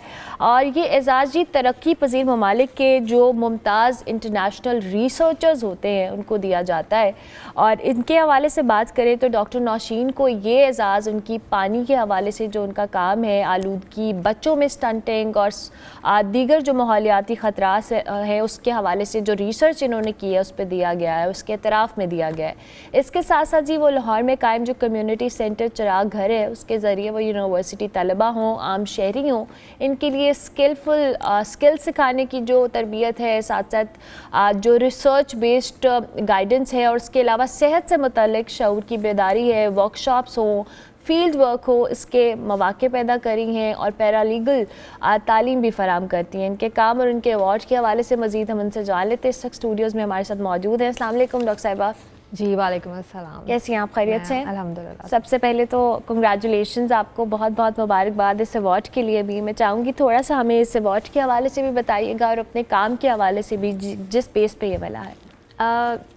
जी ये हम्बोल्ट फाउंडेशन एक इदारा है, जर्मन इदारा, जो कि मुख्तलिफ़ अंदाज में मुख्तलिफ़ डिसिप्लिन्स के साइंटिस्ट्स को, रिसर्चर्स को अवार्ड्स देते हैं, फेलोशिप्स देते हैं। कुछ 7-8 साल पहले मुझे इनकी एक फ़ेलोशिप भी मिली थी। एक्सपीरियंस रिसर्चर्स के लिए एक फ़ेलोशिप होती है, और अब ये हाल ही में ये अवार्ड दिया गया है। रिसर्च स्पेसिफिक किसी एक रिसर्च के ऊपर ये अवार्ड नहीं दिया जाता, बल्कि ओवरऑल जो आपकी एकेडमिक आप समझें काम होते हैं उनके हवाले से दिया जाता है। तो मैं बुनियादी तौर पे जो मेरी ट्रेनिंग है, मैं कैंसर बायोलॉजिस्ट हूँ। मेरा काम कैंसर के ऊपर रहा है गुज़िश्ता 10-15 साल से, और अब पिछले 5 साल से मैंने, मेरे इदारे ने, आपने ज़िक्र किया चिराग घर का, हमारा इदारा है एक्शन रिसर्च कलेक्टिव, तो जिसमें मुख्तलिफ़ डिसिप्लिन्स के जो रिसर्चर्स हैं मुख्तलिफ़ इदारों के, वो मिलकर उन मसाइल पे काम करते हैं जो पाकिस्तान के लिए ज़्यादा रेलेवेंट है। तो उसमें जैसे आपने ज़िक्र किया कि जो पानी के हवाले से हमारी रिसर्च है कि लाहौर में जो माहौलियाती आलूदगी है, बिलखुसूस जो पानी में जो आलूदगी है, उसके हवाले से हमने काम किया है, और उससे उसके जो असरात लोगों की सेहत पे मुरतब होते हैं, चाहे वो लॉन्ग टर्म इफ़ेक्ट्स हों, चाहे शॉर्ट टर्म इफ़ेक्ट्स हों, उनकी निशानदही और फिर इंटरवेंशन कि हम उससे बच कैसे सकते हैं, उससे निकल कैसे सकते हैं, ये काम हम बुनियादी तौर पे करते रहें। अच्छा डॉक्टर साहब, अब थोड़ा सा रिसर्च के हवाले से बताइएगा। जैसे आपने कहा कि पानी की आलूदी है, स्टंटिंग है, उसके अलावा जो हमें चैलेंजेस हैं, आपकी रिसर्च ने ओवर टाइम, चूँकि आपका इतना एक्सटेंसिव काम है इस हवाले से, क्या लोगों को अवेयरनेस के लिए पता होना चाहिए कि रिसर्च ये कहती है और हमें इस पे क्या प्लान करना है, क्या स्ट्रैटेजी अपनानी है? देखें, बिल्कुल इस बात को समझना कि हम किस किस्म के प्रॉब्लम्स को फेस कर रहे हैं, वो बहुत इम्पॉर्टेंट है। और जब आपको पता होगा, पहला स्टेप तो यही है कि क्या मसाइल हैं। तो पहली चीज़ बुनियादी तौर पर, अच्छा, अब जब पानी की आलूदगी की हम बात करते हैं, जनरली हमारे पास यही होता है कि जी पानी उबाल लें, लेकिन लाहौर में बहुत सारे इलाके, बहुत से इंडस्ट्रियल एरियाज़ में जो वाटर कंटामिनेशन का फॉर्म है वो लेड कंटामिनेशन है, मिसाल के तौर पे सीसा जिसे कहते हैं। तो अगर आप उस पानी को उबालेंगे तो उसमें लेड की कॉन्सेंट्रेशन बढ़ जाएगी। लेकिन कुछ इलाकों में, यहाँ करीब में ही चुंगी अमर सिद्धू का इलाका है, वहाँ पे गटर का पानी जो है उसमें जो बैक्टीरिया पाए जाते हैं वो पानी में बहुत ज़्यादा होते हैं। तो वहाँ पे, तो इसीलिए जो मखसूस इलाके हैं, हम वहाँ पे वाटर वर्कशॉप्स कराते हैं, वहाँ के लोगों को बताते हैं कि जी आपके पानी में ये मसला है और इसका शॉर्ट टर्म हल ये है। क्योंकि लॉन्ग टर्म हल तो वो आपको पता है उसका तो पॉलिटिकल ही वो है हल, और वो हुकूमती जो इदारे हैं वही ये काम कर सकते हैं। बिल्कुल ठीक है। अच्छा डॉक्टर साहब, ये जो हम शॉर्ट टर्म सॉल्यूशंस की बात करें, क्योंकि पिछले दिनों मैंने एक स्टोरी भी की थी कि हम जहाँ पीने के साफ़ पानी के चैलेंज के हवाले से बात करें, वो हर गुज़रते दिन के साथ मज़ीद वर्स्ट हो रहा है। अगर हम लाहौर या कराची की भी बात करें, मेजर सिटीज़ की बात करें, और हम उस चीज़ को हमारी प्रायोरिटी समहाउ नहीं है, क्योंकि ये जो आलूदा पानी है समहाउ हमारी हेल्थ हो, हमारे बच्चों की ग्रोथ हो, ओवरऑल एक हर चीज़ का जो बैलेंस है उसको आउट कर रहा है। हमें शॉर्ट टर्म गोल्स के साथ साथ लॉन्ग टर्म गोल्स को भी ऑप्ट करना है। Are we thinking about it? मुझे नहीं लगता। आपने ख़ुद ये कहा जैसे कि प्रायोरिटी, तो मैं जैसे जो लोग ज़्यादा अफेक्टेड हैं, शहर के अंदर भी जो एरियाज़ जिन लोगों की ज़िंदगियों पे बहुत डायरेक्ट इम्पैक्ट आ रहा है, वो भी पानी के बारे में बात करते हैं, लेकिन जब वोट देने की बारी आती है, जब पॉलिटिकल डिसीजंस होते हैं, तो हम इन मामलात को कंसिडर नहीं करते। और जबकि हमारी ज़िंदगियों पे जो सबसे ज़्यादा असर है वो इन चीज़ों का ही पड़ता है, पानी, हवा, हमें इन चीज़ों के बारे में सोचने की ज़रूरत है।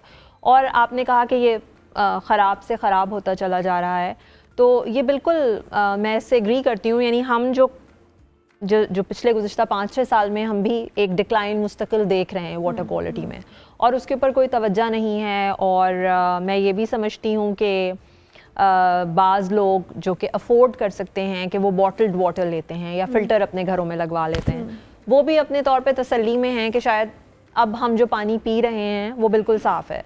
लेकिन जो बात समझने की ज़रूरत है कि जब आप ड्रिंकिंग वाटर क्वालिटी की बात करते हैं तो वो सिर्फ वो पानी नहीं होता जो आपने पीना है, उसमें डोमेस्टिक पर्पसेस के लिए आप और अगर कोई पानी इस्तेमाल कर, जैसे आप खाना जिसमें पका रहे हैं, आप अपनी पर्सनल हाइजीन के लिए अगर पानी वो इस्तेमाल कर रहे हैं जो इतना गंदा है, तो आपकी सेहत पे उसके बुरे असरात मुरतब होंगे ही। और जो लोग अफोर्ड ही नहीं कर सकते वो तो वही पानी पीने पर मजबूर हैं। इस शहर में बहुत से इलाके ऐसे हैं जहाँ लोग नल का ही पानी पीते हैं अब तक भी। मैं ये बात कहती हूँ क्योंकि अब ये जनरली जो उमरा हैं जो मुतवस्सित तबके से ताल्लुक़ रखते हैं, वो हमें पता है वो ग्रेजुअली सब मूव कर गए हैं बॉटल्ड वाटर पे या फिल्टर वाटर पे, लेकिन हर किसी के लिए ये मुमकिन नहीं है। तो इस बात को कंसिडर करना बहुत ज़रूरी है। इसके शॉर्ट टर्म सॉल्यूशंस क्या हैं डॉक्टर साहब? जो शॉर्ट टर्म सॉल्यूशंस हैं, अभी फ़िलहाल जो काम हम कर रहे हैं उसमें ज़ाहिर है और फ़िलहाल मेरी जो रिसोर्सेज हैं उसमें यही है कि जैसे स्कूल्स हैं उनमें हम फ़िल्टर्स वगैरह लगवाए हैं, इलाकों में जहाँ पे फ़िल्टर है वहाँ पे लोगों को इस बात पे कहना, क्योंकि ये आसान काम नहीं होता, ख़वातीन घर में अकेली होती हैं, उनके लिए पानी लेकर आना, तो बाज़ औक़ात वो प्रेफर करती हैं शरीफपुरा शादीपुरा में कि वो वही पानी इस्तेमाल करें। तो हम उनको वर्कशॉप्स के थ्रू उनको ये समझाते हैं कि कितना ज़रूरी है कि वो जो इलाके का फ़िल्टर है वहाँ से पानी लेकर आएँ। इस तरह से जो लॉन्ग टर्म इम्पैक्ट्स हैं पानी के, जैसे कि अब आपने ज़िक्र किया कि बच्चों की सेहत के ऊपर जो इफ़ेक्ट आ रहा है या बच्चों की ग्रोथ के ऊपर स्टंटिंग का जो इम्पैक्ट है, तो हम उसके लिए भी इंटरवेंशनल प्रोग्राम्स कर रहे हैं। और जो अपने तौर पे हमारा इदारा कोशिश करता है हम वो कर रहे हैं। हमारे साथ तकरीबन 200 बच्चे अभी इनरोल्ड हैं हमारे स्टंटिंग इंटरवेंशन प्रोग्राम में, तो we are working with them. और अब अनफॉर्चुनेटली कुछ ऐसे इम्पैक्ट्स हैं जो लाइफ लॉन्ग होते हैं और वो बच्चे उससे नहीं निकल सकते, लेकिन जितना हम बेहतरी की तरफ जा सकते हैं वो कोशिश हम कर रहे हैं। अच्छा डॉक्टर साहब, आप जैसे बहुत सारे ऐसे काबिल लोग मौजूद हैं हमारे पास, एंड आई बिलीव कि हमारे यहाँ रिसर्च का काम अब हो भी रहा है। पहले हम ये भी शिकायत करते थे कि जी रिसर्च बेस्ड वर्क नहीं है, बट आई बिलीव कि कम है, बट स्टिल लोग काम कर रहे हैं। हम रिसर्च जो हमारे पास मौजूद है, जो हम उससे एनालिसिस ले रहे हैं, हम उसको इम्प्लीमेंट क्यों नहीं कर पा रहे हैं? हमारे पास ये एक बहुत इंपॉर्टेंट गैप है आई फील, क्योंकि आप लोगों ने रिसर्च कर दी, आपने उसका एक नतीजा एनालिसिस दे दिया, बट अब उसको सॉल्यूशंस की तरफ जाना, उस पर इम्प्लीमेंट करना, ये हर स्टेक होल्डर की इक्वली रिस्पॉन्सिबिलिटी है। सो ये चैलेंज हम क्यों फेस कर रहे हैं कि हमारे पास क्या उस कैलिबर का, जो कि मैं खुद डिसएग्री करती हूँ, but I want your opinion as a scientist. आप ये पूछना चाह रही हैं कि उस कैलिबर का शायद रिसर्च ये समझते नहीं हो रही? बिल्कुल सही कह रही हैं। अच्छा, ओके। मैं इधर बैठ के ये नहीं कहूँगी कि बहुत आला रिसर्च हो रही है। हमारी बहुत ज़्यादा लिमिटेशंस हैं हमारे यहाँ रिसर्च की क्वालिटी, जो इसके अलावा जो मुख्तलिफ इदारों की पॉलिसीज़ होती हैं वो भी रिसर्चर्स को डिस्करेज करती हैं कोई काम लग के बहुत अरसे तक अच्छा करने के लिए, क्योंकि एक गोल है कि आपने पब्लिश ज़्यादा करना है और उस पब्लिकेशन की बुनियाद पे आपकी तरक्की होती है, आपकी सैलरी बढ़ती है। इस तरह से रिसर्च का काम नहीं होता, और इतने लिमिटेड रिसोर्सेज में तो जाहिर है लोगों को काम भी एक लॉन्ग टर्म हमें गोल्स के बारे में सोचना चाहिए। दूसरी बात यह है कि जो हमारे रिसर्चर्स भी हैं, हमारे साइंटिस्ट्स भी हैं, उनको भी ये सोचना चाहिए कि हम जो साइंस करें वो एक ग्रेटर गुड के लिए हो, उसका जिस माशरे में हम रहते हैं उसको भी फ़ायदा हो। मैंने भी बहुत अरसे तक जो मेरी रिसर्च थी वो लैब बेस्ड थी उसकी, और वो अभी भी मैं करती हूँ कि मेरी ट्रेनिंग उस पर है। मैं मोलिकुलर बायोलॉजिस्ट हूँ, तो मेरा बहुत सा काम ऐसा है जो कि मैं अपनी रिसर्च के लिए करती हूँ, लेकिन उसकी इम्प्लिकेशन शायद डायरेक्ट हमारे माशरे पे नहीं हो रही। तो इसलिए हमें वो काम भी करना चाहिए जो कि यहाँ के लोगों से कनेक्टेड है, जो कि कॉन्टेक्स्ट में जो रिसर्च इंपॉर्टेंट है। तो ये तमाम जो इदारे हैं जो ये प्लान्स बनाते हैं, उनको चाहिए कि वो उस रिसर्च को प्रमोट करें। हमारा सबसे बड़ा मसला पब्लिक हेल्थ का है, तो हमें उसके ऊपर तवज्जो देने की ज़रूरत है, माहौलियाती रिसर्च की ज़रूरत है। तो रिसर्च फोकस भी चेंज करने की ज़रूरत है, और बहुत लिमिटेशंस हैं। आपने कहा आप it's very kind of you कि बहुत अच्छी रिसर्च हो रही है। ऑनेस्टली इतना उस तरह का लेवल नहीं है। चलें, अल्लाह करे कि ये फैसिलिटीज़ मिले लोगों को भी और आप जैसे लोग और मजीद बेहतर काम कर सकें। Thank you very much doctor. Thank you so much for having me. बहुत शुक्रिया। डॉक्टर नौशीन ज़ैदी हमारे साथ मौजूद थी। हम ब्रेक लेते हैं, ब्रेक के बाद वापस आते हैं।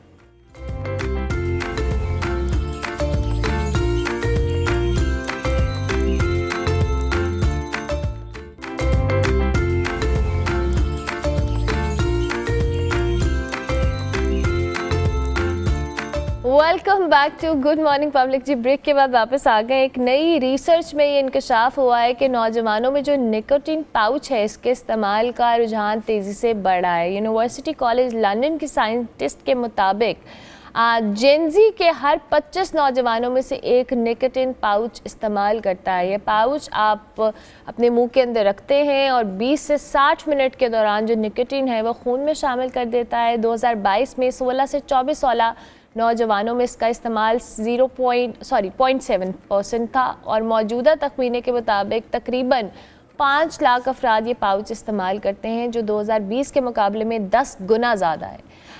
एक्सपर्ट्स इस हवाले से कहते हैं कि इसकी फ़रोख्त पर पाबंदी की ज़रूरत है, क्योंकि नौजवान इसे सिगरेट या तंबाकू के नुकसानदेह असरात से महफूज समझ कर इस्तेमाल करे होते हैं एज ऑल्टरनेट।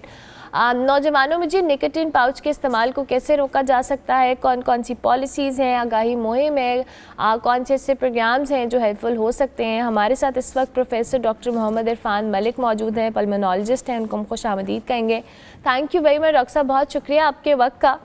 सबसे पहले तो ज़रा ये निकोटीन पाउच जिसका इस्तेमाल हम ओवर टाइम कह रहे हैं कि बहुत ज़्यादा बड़ा है, इसके इम्पैक्ट के हवाले से और इसको हम क्यों सिगरेट या तंबाकू के ऑल्टरनेट पे जेनजी इस्तेमाल कर रही है और इसका क्या वर्स्ट इम्पैक्ट है, इस हवाले से बताइएगा। जी बिस्मिल्लाहिर्रहमानिर्रहीम। एक तो पहले थैंक यू सो मच, बहुत इंपॉर्टेंट टॉपिक है हमारे लिए भी और आप लोगों ने इस इशू को रेस किया। पहले सोचें ये कि ऐसा क्या हुआ है कि इंडस्ट्री जो है वो उसने टिल्ट किया है from smoke to non smoke, जो आपके चीज़ें हैं उस पर क्या ऐसी वजूहत थी। सो मेरा ये ख्याल है कि आप लोगों की वजह से और हमारा बार बार बात करने से, फिर वो जो सिगरेट की डब्बी के ऊपर तस्वीरें आने से कम से कम लोग इतने अवेयर हो चुके थे कि अब उनको ये पता लग गया था कि ये एक ऐसी डिजीज़ है जिससे ऐसी एक चीज़ है जिससे सबसे खतरनाक डिजीज़ जिसको कैंसर कहते हैं वो हो सकता है। तो इस जनरेशन को काबू करने के लिए इंडस्ट्री ने टिल्ट किया और ये चीज़ें मार्केट में इंट्रोड्यूस की डेलिबरेटली।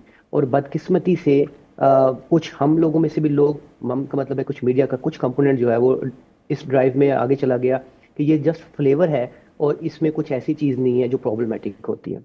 आपको मैं एक इंटरेस्टिंग बात बताऊं कि अगर सिगरेट के अंदर से निकोटीन निकाल दी जाए तो सिगरेट ख़त्म हो जाएगी, उसका कोई हमें उसका नुकसान ही नहीं है, बिकॉज जो चीज़ एडिक्शन का बायस बनती है वो निकोटीन। अब इनको आप जितना भी देखें लिटरेचर, और ये जो स्टडी है ये बड़ी कॉम्प्रिहेंसिव स्टडी है बाय द वे, इसमें जो रिक्वायर्ड डोज उसके अंदर मेंशन है वो स्टडी बताती है कि उस डोज में भी वेरिएबिलिटी है, यानी 4 mg है तो हो सकता है वो 4 से ज़्यादा हो, 4 mg भी ना हो। अब ये डिसीजन कि कितने mg किस बच्चे को रिक्वायर है ये कौन कर रहा है, ये वो स्टूडेंट या वो बच्चा जिसके जहन में आपने ये बैठाया कि जी ये तो फ्लेवर है, वो ना चाहते हुए भी निकोटीन ले रहा है। और फिर मैंने आपको पहले जैसे बताया कि जब वो निकोटीन लेगा तो वो एडिक्ट हो जाएगा, और एडिक्शन जो है ये gateway towards other addiction.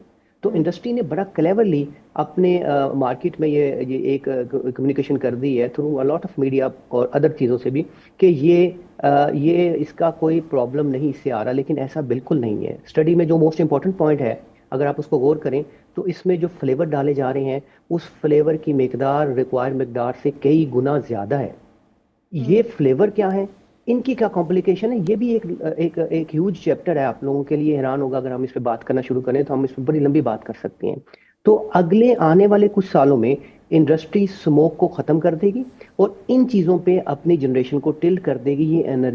ये इंडस्ट्री की गेमिक्स है जिसको हमने एक्सपोज करना है, हम लोगों ने इसको एक्सपोज करना है, और उसके खिलाफ जितना हम आवाज़ अपनी बुलंद कर सकते हैं तो हमें ऐसे प्रोग्रामों को बार बार करना चाहिए। I as a clinical secretary Pakistan chest society Punjab, हम इसके अदर अल्टरनेटिव जिसको वेपिंग कहते हैं उसके भी अगेंस्ट हैं और हम इसके भी अगेंस्ट हैं। बड़ा क्लियरली मैं आपको यहाँ पे एक वर्डिक्ट दे रहा हूँ अपनी सोसाइटी की तरफ से। तो ये किसी सूरत भी हार्मलेस नहीं है, ये एडिक्टिव सब्सटेंस है। अच्छा, अब डॉक्टर साहब, पहले आई रिमेंबर कि आपकी और मेरी वेप के हवाले से भी बड़ी एक्सटेंसिव डिस्कशन हुई थी और हमने बड़े उस पर बात की थी कि जी ये ऑल्टरनेट्स, हम इंडस्ट्री ने एक गिमिक है जिसके पीछे पूरी नई जनरेशन को लगा दिया है।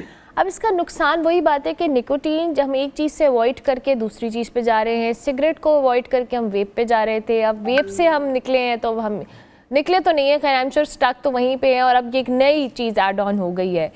अब वी नो कि इट्स हार्मफुल। अब हम सब कहीं ना कहीं इस चीज़ पे बात करते हुए भी बड़े रिलक्टेंट होते हैं। हमें एक चीज़ के गलत होने का पता है, एक इंडस्ट्री का पता है जो कि सारे सिस्टम को चला रही है। Why can't we stop this? Very good question. देखिए, वो मुल्क जो कि इकोनॉमिकली बहुत डाउन हो, उसने रेवेन्यू कहीं से तो लेना है।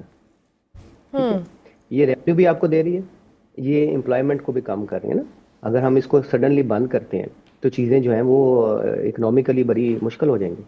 और हम पाकिस्तान तो शायद उन ममालिक में है जो इतना बड़ा बोल्ड डिसीजन नहीं ले सके, लेकिन आप अगर लिस्ट देखें तो बहुत से कंट्री ने इसको बैन किया है। बहुत से कंट्री ने वेपिंग को बैन किया है, इस चीज़ को अंडरस्टैंड करते हुए। देखिए, हमें कुछ बोल्ड डिसीजन लेने पड़ेंगे। हमारे यहाँ जो सबसे पावरफुल मैं समझता हूँ जो वेपन अल्लाह ने हमें दिया है वो ये यंगस्टर्स हैं। और मैं ये समझता हूँ कि ये डेलिबरेटली टारगेट किया जा रहा है इस जनरेशन को। और उसमें जब तक हम अपनी आवाज़ बुलंद नहीं करेंगे, जब तक आप लोग बार बार इसको डिस्कस नहीं करेंगे, तो इसमें अवेयरनेस नहीं आएगी। देखिए, वेपिंग जैसे भी थी, अब मैं अगर मीडिया को देखता हूँ तो अल्हम्दुलिल्लाह अक्सर हमारे मरीज भी हमसे आके पूछते हैं, डॉक्टर साहब ये भी खतरनाक है, और हम बात करते हैं बिल्कुल जी खतरनाक है। पहले तो इस बात पे हम आ ही नहीं रहे थे, और ये खतरनाक है। देखिए, जिस सिगरेट की हम बात कर रहे हैं वो 1860 के मिड में वो आई है, और 100 ईयर में हमने जो उसके नुकसान देखे हैं, इन चीज़ों के नुकसान हम एक दहाई में देखना शुरू हो गए हैं। तो इस चीज़ को जितना हम बात करेंगे, और देखिए गवर्नमेंट एक्शन लेती है जब बार बार बात होती है, और अगर हम रूल से पहले बैन कर दें तो ये बैन हो जाएगा, ये बात ज़हन में रखें।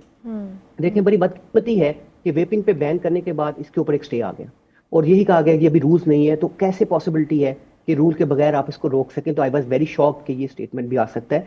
तो उसका फायदा ये होता है कि अगर आप अभी बात करेंगे और इसको अभी बंद कर देंगे और रूल्स नहीं बनेंगे, तो अगर रूल्स बन गए और बैन लगाना हुआ तो फिर आपको वो सारा आईनी प्रोसेस से गुजरना होगा। इस पॉइंट को समझें। तो वी वांट कि इसमें विदाउट एनी फर्दर डिस्कशन इसको बैन किया जाना चाहिए। ये हमारी जनरेशन जी को टारगेट किया जा रहा है, और ये उतना ही खतरनाक है। मैंने आपको बात कर रहा था फ्लेवर की, और बात मेरा ख्याल था हम आगे उसको डिस्कस करेंगे। आपको पता है जो फ्लेवर डाले जाते हैं, इसी आर्टिकल में बड़ा क्लियरली मेंशन है कि वो कैंसर का बायस भी होते हैं। सो आप अंदाजा कर लें कि एडिक्शन तो एक अलग चैप्टर है, और एडिक्शन का मतलब है कि निकोटीन नहीं, आप उससे ट्रेवल कर रहे हैं टुवर्ड्स आइस, टुवर्ड्स जो आपकी चर्च है, कैनबिस से व्हाटएवर यू से। तो ये जो इसका कैंसर का बायस होना, ये किसको पता है? ये कहाँ लिखा जा रहा है वेलों के ऊपर? ये तो नहीं लिखा जा रहा है। किसी और ड्रग अगर हम बात करें, किसी पे ये मेंशन तो नहीं किया जा रहा। अब जो डोज वो ले रहा है, हम भी निकोटीन देते हैं chewing gum as nicotine replacement therapy, लेकिन हमें पता होता है कि ये रिक्वायर्ड डोज इतने दिनों बाद कम करनी है। ये बच्चा 4 mg से शुरू करेगा, 6 mg पे जाएगा, 10, 15, और उसके बाद कहाँ जाएगा? You can well imagine. So humble request again, please please please without further debate इसको यहीं पे बंद कर दिया जाए। और इसकी आपको पता है कि ये ना 14 साल देख रहे हैं, ना 8 साल देख रहे हैं, ना 6 साल देख रहे हैं। बच्चे इसको जाते हैं और बड़ा इजीली परचेज करते हैं। लो और मिडिल क्लास के लिए स्टेटस सिंबल ये बन गया, अपर मिडिल क्लास के लिए हमारा, या अपर क्लास के लिए जो वेपिंग या ई सिगरेट बन गया। तो दोनों जनरेशन बड़ा गेमिकली हमारी इस इंडस्ट्री ने कैप्चर कर ली। बिल्कुल ठीक है। अच्छा डॉक्टर साहब, इन द एंड हमारे प्लेटफॉर्म से कोई मैसेज आप देना चाहें? देखिए, मेरा ये ख्याल है कि you people are playing very good, media का अच्छा रोल प्ले कर रहा है। पेरेंट्स को भी अपना रोल प्ले करना चाहिए। कतई ना समझें कि जो वेप है या जो ये आपकी ये गम्स पाउचेज हैं, ये सिर्फ फ्लेवर हैं। ये कैंसर का बायस भी बन रहे हैं, ये एडिक्शन का बायस भी बन रहे हैं, ये बच्चों में नींद की कमी, बच्चों में मेमोरी कम करने का बायस बन रहे हैं, उनको इखलाकी बेहरारवी का भी ये शिकार करते हैं। और तो प्लीज़ इकट्ठे हों और इसके खिलाफ आवाज़ उठाएं। हम as a clinician, as a pulmonologist, we people are with you as always. Thank you very much doctor साहब, बहुत शुक्रिया। Professor doctor Mohammad Irfan Malik, pulmonologist, हमारे साथ मौजूद थे। निकोटिन पाउच के इस्तेमाल और नुकसानात पे बात कर रहे थे। अब ब्रेक पर जाना है, लेकिन ब्रेक पर जाने से पहले हम किताबों से दोस्ती की बात करेंगे। इसकी अहमियत जी वही लोग जानते हैं जो मुताले से भी मोहब्बत रखते हैं। कराची के एक एक्सपो सेंटर में जी आलमी कुतुब मेला सजा, जहाँ 5 रोज़ा मेले में मुल्की और गैर मुल्की मुसन्निफ़ीन की तहरीर करदा जो किताबें हैं उनके स्टॉल्स लगाए गए। किताबों के शौकीन अफराद की बड़ी तादाद से आलमी कुतुब मेले में शिरकत के लिए वहाँ पर उसने रुख किया, जहाँ इल्म, अदब और तख्लीक का खूबसूरत इम्तजाज देखने को मिला। हमारे नुमाइंदे मुजम्मिल फ़िरोज़ी इस वक्त एक्सपो सेंटर में मौजूद हैं, उनसे जानते हैं। जी मुजम्मिल। आरमला कुतुब मेला हो और वहाँ पे लड़कियाँ ना हो, ऐसा हो नहीं सकता। जब भी कराची एक्सपो सेंटर में कुतुब मेला था तो लड़कियों की तादाद ज़्यादा नज़र आती है। हम देखते हैं कुछ लड़कियाँ हमारे साथ। मुझे आप बताइएगा क्या समझती हैं कि ये फेस्टिवल है ये कितना अच्छा होता है लड़कियों के लिए, खासतौर से कुतुब बीनी को फ़रोग़ मिलता है? जी लाइक हम डिजिटली तो किताबें पढ़ते हैं, लेकिन फ़िज़िकल किताबें होना बहुत ज़रूरी है। और लाइक जब तक हम फिज़िकली किताबें ना लें हमें लाइक किताबों की इंपॉर्टेंस पता नहीं चलती। हर साल कितने तक की कितनी पॉकेट मनी खर्च कर देते हो? सारी कर देते हैं। सारी पॉकेट मनी खर्च कर देते हो? मतलब कितना, मतलब आपने कितनी किताबें खरीदी आज? एक 6-7 खरीद ली, सारी दी निकल गई। अच्छा, 6-7 किताबें खरीदने में सारी ईदी निकल गई। देखिए लड़कियां जो है किताबें खरीदने में इंटरेस्टेड रखती हैं। जैसे इन बच्चों ने बताया कि हमने जो हमारी जो पूरी पॉकेट मनी थी वो उन्होंने किताबें खरीदने में खर्च कर दी। अब हम चलते हैं स्टॉल्स की तरफ, जहाँ पे स्टॉल्स लगे हुए हैं कि वहाँ पर जो कुतुबीन हैं वो किस तरह से किताबें खरीद रहे हैं और कौन सी किताबें खरीद ली और यहाँ पे कौन कौन सी किताबें दस्तियाब हैं। मुस्लिम काउंसिल ऑफ एल्डर्स के स्टॉल पर हमारे साथ मुझे वज़ीर तालीम साहब क्या कहेंगे, ये इंटरनेशनल स्टॉल है यहाँ पर? मैं समझता हूँ ये इंटरनेशनल स्टॉल है और अल-अज़हर यूनिवर्सिटी जो है वो दुनिया की कदीम तरीन यूनिवर्सिटीज़ में 1000 साल से ज़्यादा अरसा उसको गुजर चुका है। उसने दुनिया में बहुत आलिम, स्कॉलर, साइंटिस्ट पैदा किए हैं अल-अज़हर यूनिवर्सिटी ने। तो उसमें मुस्लिम जो इनकी काउंसिल ऑफ एल्डर्स है वो उसकी अपनी पूरी दुनिया में कंट्रीब्यूशन है। इसकी ब्रांचेस बनी हुई हैं, वो अपनी किताबें लाते हैं, मुख्तलिफ ज़बानों में तर्जुमे करते हैं। आज देखें उर्दू में इनकी किताबों का तर्जुमा मौजूद है। तो मैं समझता हूँ ये खुशाइन बात है। इस तरह की एक्टिविटीज़ होनी चाहिए, मज़ीद होनी चाहिए, दूसरे शहरों में भी जानी चाहिए। जी बिल्कुल। आपने सुना कि इस वक्त जो कराची में जो बुक मेला जारी है इसमें सिर्फ तलबा और तलबात नहीं बल्कि वज़रा, जो मुशीर हैं यहाँ के, जो यहाँ पे स्टॉल लगे हुए हैं और जामे अज़हर की जो उन्होंने बताया कि यहाँ पर जो जामे अज़हर की किताबें हैं उनके उर्दू में तर्जुमे हुए हैं, यहाँ पे वो उर्दू में दस्तियाब है। तो शायकीन जो है इसमें बड़ी दिलचस्पी दिखा रहे हैं। चलते हैं दूसरे स्टॉल पर, देखते हैं वहाँ पे कैसे। हम मौजूद हैं मुस्लिम काउंसिल ऑफ एल्डर्स के स्टॉल पर, रिप्रेजेंटेटिव हमारे साथ मौजूद है, उनसे जानते हैं। People are very much satisfied that you have translated your books into Urdu. How much response you are getting? We already translate 12 boxes from Arabic and English to Urdu. First of all, I want to tell send the people about Muslim Council of Elders. We are an international organization already founded in 2019 in Abu Dhabi. And we are working all over the world. We have 10 branches all over the world. We are working peace building in Muslim communities between Muslim and non-Muslims and make tolerance and coexistence and human fraternity. अरमला, देखिए इनका कहना यही है कि ये जो किताबें इन्होंने ट्रांसलेट की हैं उसका मकसद है कि दुनिया में अमन कायम किया जाए, मुस्लिम और नॉन मुस्लिम्स का जो फ़र्क है उसको ख़त्म किया जाए और बाहमी रवादारी पर गुफ्तगू की जाए। अब हम चलते हैं दूसरे स्टॉल्स पर, देखते हैं वहाँ की क्या सूरत हाल है। कि यहाँ पे बड़ी तादाद बच्चों की भी यहाँ पर मौजूद है, वालिदैन जो है बच्चों को लेकर आए हुए, कुछ वालिदैन भी मौजूद है। आप बताइएगा, कुतुब मेला कराची में हर साल लगता है तो लोगों की बड़ी तादाद आती है, आप कब से आ रही है कुतुब मेले? जब हम छोटे थे तो हम आते थे ख़ुद किताबें पढ़ने के लिए। अब हम अपना शौक़ अपने बच्चों के अंदर मुंतकिल करना चाहते हैं ताकि हमारे बच्चे जो हैं उन्हें भी किताबों से इश्क हो, वो भी सीखें किताबें में से बहुत सारी अच्छी बातें। आपको क्या लगता है, इतना आजकल महंगाई भी है, लोग थोड़ा सा सोचते भी है किताबें खरीदने से पहले, तो आपको लग रहा है किताबें कुछ महंगी हुई हैं? हर चीज़ महंगी हुई है और ऐसा नहीं है कि सिर्फ महंगाई होती है तो चीज़ों पे ही महंगाई होती है, इनकम भी बढ़ती है। और जहाँ हम कपड़ों पे और बहुत सारी चीज़ों पे खर्च करते हैं तो हमें गैजेट्स के बजाय किताबों के ऊपर खर्च करना चाहिए ताकि हमारे बच्चे ज़्यादा अच्छा सीख सकें चीज़ों को। और इस AI के दौर में किताबों से उनकी रग़बत होना बहुत ज़रूरी है। आज देखिए बिल्कुल खातून ने भी अपने वालिदैन से सीखा कि वो अपने वालिदैन के साथ यहाँ पर आती थी, आज बच्चों को लेकर आई है। चलते हैं दूसरे स्टॉल पे, देखते हैं वहाँ क्या हो रहा है। आपको तमाम हॉल ही दिखाएं और ये हॉल है जो सबसे बड़ा हॉल है। यहाँ पर भी किताबों की बड़ी तादाद मौजूद है और शायकीन भी मौजूद है। यहाँ पर बच्चे, बुजुर्ग, बड़े सब यहाँ पे कुतुब बीनी में किताबें खरीदने में, किताबें देखने में मसरूफ़ है। एक और बच्ची भी किताब खरीदी है। बेटा कोई किताब खरीदी आपने? जी मैंने किताबें खरीदी और मैं यहाँ की खुद ऑथर हूँ। अच्छा, आपने लिखी है? जी मैंने लिखी है। कौन सी किताबें लिखी है आपने? फाउंडेशन से 3 बुक्स लिखी हैं, टोटल मेरी 5 बुक्स हैं लेकिन मैंने 3 लिखी हैं। ये सारी मेरी माशाल्लाह अरमला, ये देखें ये बच्ची जो है she is author Aliza Asif. अच्छा, ये कैसे इंस्पिरेशन मिली आपको, कब से आप इन कुतुब मेले में आ रही हैं? जी, मैं हर साल कुतुब मेले में आती हूँ। मैंने फ़र्स्ट शायद 2021 या 2022 में आना शुरू किया था, और मैंने जो इंस्पिरेशन, तो मैं बहुत बचपन से बहुत सारी बुक्स पढ़ती आ रही हूँ, तो मुझे उनसे इंस्पिरेशन मिली, तो मैंने लिखना स्टार्ट किया। फर्स्ट मैंने 8 इयर्स की उम्र में लिखना स्टार्ट किया था, और फर्स्ट बुक मेरी 10 इयर्स की उम्र में। Oh very good. अच्छा, ये बताओ बेटा मुझे कि आपकी किताबें यहाँ पे मिल रही हैं, बिक रही हैं, तो कैसा रिस्पॉन्स मिल रहा है? किताबें बिक रही हैं? जी, आउट ऑफ स्टॉक भी हुई हैं। अच्छा, आपकी किताबें आउट ऑफ स्टॉक भी हो गई हैं। वाह अरमला, देखें ये बच्ची माशाल्लाह, जीती रहो बेटा। ये बच्चे हैं, आपको हमने वज़ीरों से ही मिलवाया, आम लोगों से ही मिलवाया, और एक नन्ही ऑथर से ही मिलवाया कि वो बच्ची जो है वो खुद उसकी 5 किताबें पब्लिश हो चुकी है। ये बिल्कुल देखें, ये जो कुतुब मेला है, ये कुतुब बीनों की प्यास 22 दिसंबर तक बुझाता रहेगा। कराची वाले जो हैं वो यहाँ पर आएंगे, किताबें खरीदेंगे। एक अंदाजे के मुताबिक हर साल जो है तकरीबन 5 लाख लोग इस कुतुब मेले में शरीक होते हैं। जी।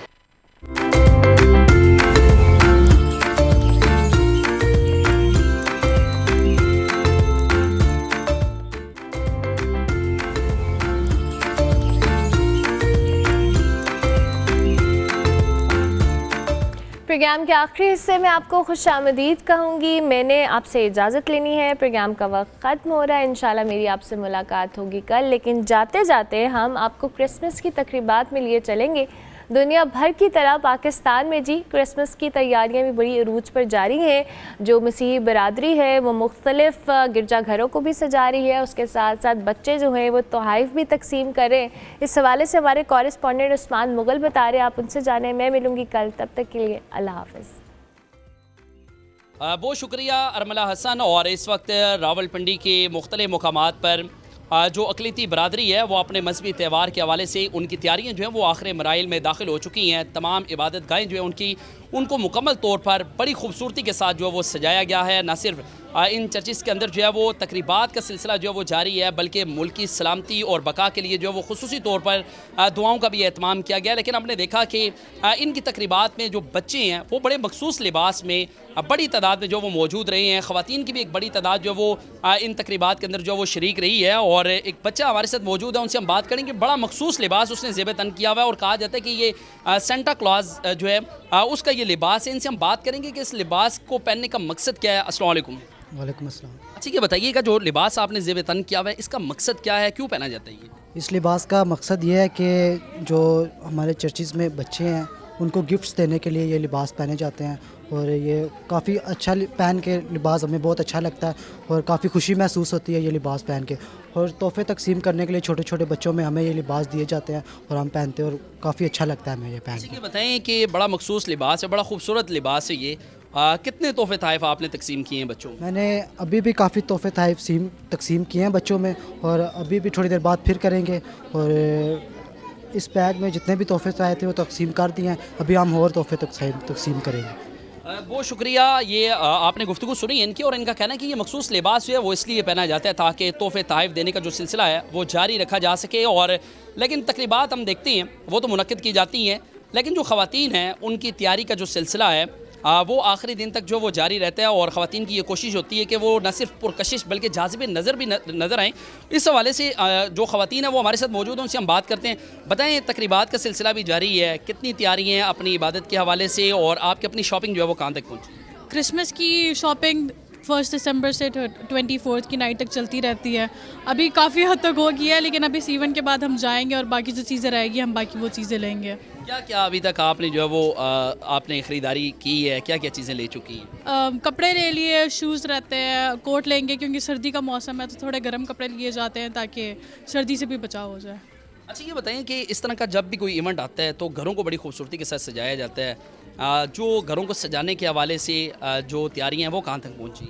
घर की डेकोरेशंस तो कंप्लीट हो गई है, वो भी एटलीस्ट 24 की नाइट तक चलती रहती हैं। आहिस्ता आहिस्ता जैसे जैसे टाइम मिलता है सब करते जाते हैं, लेकिन ऑलमोस्ट इस वीक तक सबकी डेकोरेशंस कंप्लीट हो जाती हैं। जी, आपने इनकी भी गुफ्तगू सुनी है, और इनका कहना है कि शॉपिंग जो है वो इनकी भी आखिरी मराइल में दाखिल हो चुकी है, और घरों को और तमाम इबादत गाहों को सजाने का जो अमल है वो मुकम्मल हो चुका है। एक और लड़की हमारे साथ मौजूद हैं, उनसे हम बात करेंगे। बताएं, आप यहाँ पे आई हैं, इस चर्च को भी बड़ी खूबसूरती के साथ सजाया गया है, दुआइया तकरीबात भी आपने की हैं। मुल्क की सलामती के लिए कौन कौन सी दुआएं की? हमने मुल्क की सलामती के लिए बहुत सी आज दुआएं की हैं कि खुदा हमारे मुल्क को सलामत रखे, आबाद रखे और तरक्की दे। अच्छा ये बताएं, शॉपिंग आपकी कहाँ तक पहुँची है? शॉपिंग का एक बड़ा कठिन मरला होता है। तमाम लोग जो है उनकी शॉपिंग जो है वो पहले मुकम्मल हो जाती है, ख़वातीन रह जाती हैं। अच्छा, वो सबसे पहले शुरू करती हैं और सबसे आखिर तक उनकी ख़रीदारी का सिलसिला जारी रहता है। कहाँ तक पहुँची आपकी शॉपिंग? मेरी शॉपिंग तो मैंने 1 दिसंबर से शुरू की थी, जो कि अभी ऑलमोस्ट कंप्लीट है, क्योंकि मैंने बहुत से सूट लिए थे, क्योंकि मैं बहुत से इवेंट्स पर गई और मुझे था कि मैंने सबसे पहले जाना और प्यारा लगना है। और मेरी शॉपिंग कंप्लीट है, बस थोड़ी चूड़ियाँ झुमके वगैरह रह गए जो आखिरी दिनों तक लेती रहूँगी। बहुत शुक्रिया, आपने गुफ्तगू सुनी है। और ये 1 दिसंबर से इनकी ख़रीदारी का जो सिलसिला है वो शुरू हुआ था, जो अभी तक जारी है। और ये कह रही हैं कि अभी तक वो मुकम्मल नहीं हो सकी और मुख्तलिफ बाज़ारों की जो रौनकें हैं वो भी बहाल हैं। लेकिन हमने देखा कि काफ़ी ज़्यादा खुश जो है वो अक़लियती बरादरी के जो लोग हैं वो नज़र आ रहे हैं। एक और जो खातून है वो हमारे साथ मौजूद है। अच्छा ये बताइए, हमने देखा यहाँ पे जो बच्चे हैं उन्होंने मुख्तलिफ जो रवायती रक़्स हैं वो भी पेश किए हैं। कोई गीत आप हमें सुनाना चाहेंगी? जी ज़रूर, मैं क्रिसमस का गीत आपको सुनाना चाहूँगी। बैतलहम में हर सू जाला है, तेरे ही प्यार ने हमको संभाला है। प्यार करे ऐसा हमें कोई ना तेरे सिवा, प्यार करे ऐसा हमें कोई न तेरे सिवा। प्यार का सागर तू, नूर का धारा है, तेरे ही प्यार ने हमको संभाला है। Thank you. बहुत शुक्रिया। इन्होंने अपनी जो मजहबी गीत है वो हमें बड़े खूबसूरत अंदाज में सुनाया है। और एक और ख़ातून हमारे साथ मौजूद हैं, उनसे हम बात करेंगे। बताएं कि इस वक्त तैयारियां आपकी कहाँ तक पहुँची हैं और जो बच्चे हैं उनकी ख़रीदारी कहाँ तक पहुँची है? अमूमन कहा जाता है कि कोई भी इवेंट आता है ख़वातीन बहुत भारी साबित होती हैं मर्दों के जेब पर। आप कितनी भारी रही हैं? नहीं, इतनी भारी नहीं रहे। बाकी जो है तैयारियां साथ साथ चल रही क्रिसमस की। ये जब तक क्रिसमस नहीं आता है तब तक हमारी तैयारियां चलती। सबसे साथ ये कि हम तैयारियों के साथ, हम अपनी खुशियों के साथ हम दूसरों के साथ भी खुशियां शेयर करते हैं। हम दूसरों को भी जो है ना क्रिसमस की जो है ना वो खुशियों में शामिल करके उनके साथ अपना क्रिसमस सेलिब्रेट करते हैं। बहुत शुक्रिया। इनका कहना है कि हमारी ये कोशिश होती है कि हम अपनी खुशियों में जो बाकी लोग हैं उनको भी शामिल करें। और कैमरामैन भी आपको दिखाएंगे जेरी अजीज़ के बड़े खूबसूरत अंदाज में इन्होंने इस चर्च को जो सजाया, लाइटिंग का एहतमाम किया गया है। उसके साथ साथ जो यहाँ पर क्रिसमस ट्री है वो यहाँ पर सजाई गई है। और ये आपको मेरी बाईं जानिब नज़र भी आ रही होगी। और यहाँ पर जो क्रिसमस बेल्स हैं उनका इस्तेमाल किया गया है, बड़ी खूबसूरती के साथ जो वो सजाया गया है। और इनके जो पास्टर हैं वो यहाँ पर मौजूद हैं, उनसे भी हम बात करेंगे कि अमूमन हम देखते हैं कि इस तरह के जो इवेंट्स हैं वो मुनक्किद तो किए जाती हैं, लेकिन सिक्योरिटी के खदशात हमेशा से रहे हैं। इनके जो पास्टर हैं वो हमारे साथ मौजूद हैं, उनसे हम बात करेंगे। सर बताइएगा, तकरीबात का सिलसिला भी जारी है, तैयारियां तकरीबन आखिरी मराइल में आप लोगों की दाखिल हो चुकी। सिक्योरिटी एक बड़ा मसला रहा है चर्चिज़ का, क्या कहेंगे? रावलपिंडी पुलिस की जानिब से किस तरह के इंतजाम किए गए? मैं समझता हूँ कि हर दफ़ा जो हमारे प्रोग्राम्स होते हैं क्रिसमस के और जो इंतज़ामिया है, पुलिस जो है बड़ा तावन करती है। और 1 महीना पहले ही वो पादरी साहिबान को जो DSP हैं या मुतलका जो लोग हैं वो बुला लेते हैं, हमसे मीटिंग्स करते हैं और फिर आकर वो देखते भी हैं कि सिक्योरिटी कैसी है। फिर हमारे चर्च के जो लोग हैं उनको भी साथ शामिल करते हैं। तो हर दफ़ा बड़ा ज़बरदस्त वो हमारे साथ तावन करते हैं। अच्छा ये बताइएगा कि पाक सरजमीन जो है ये अक़लियती बरादरी के लिए जो है वो कहा जाता है यहाँ पर बड़ी मजहबी आज़ादी भी है।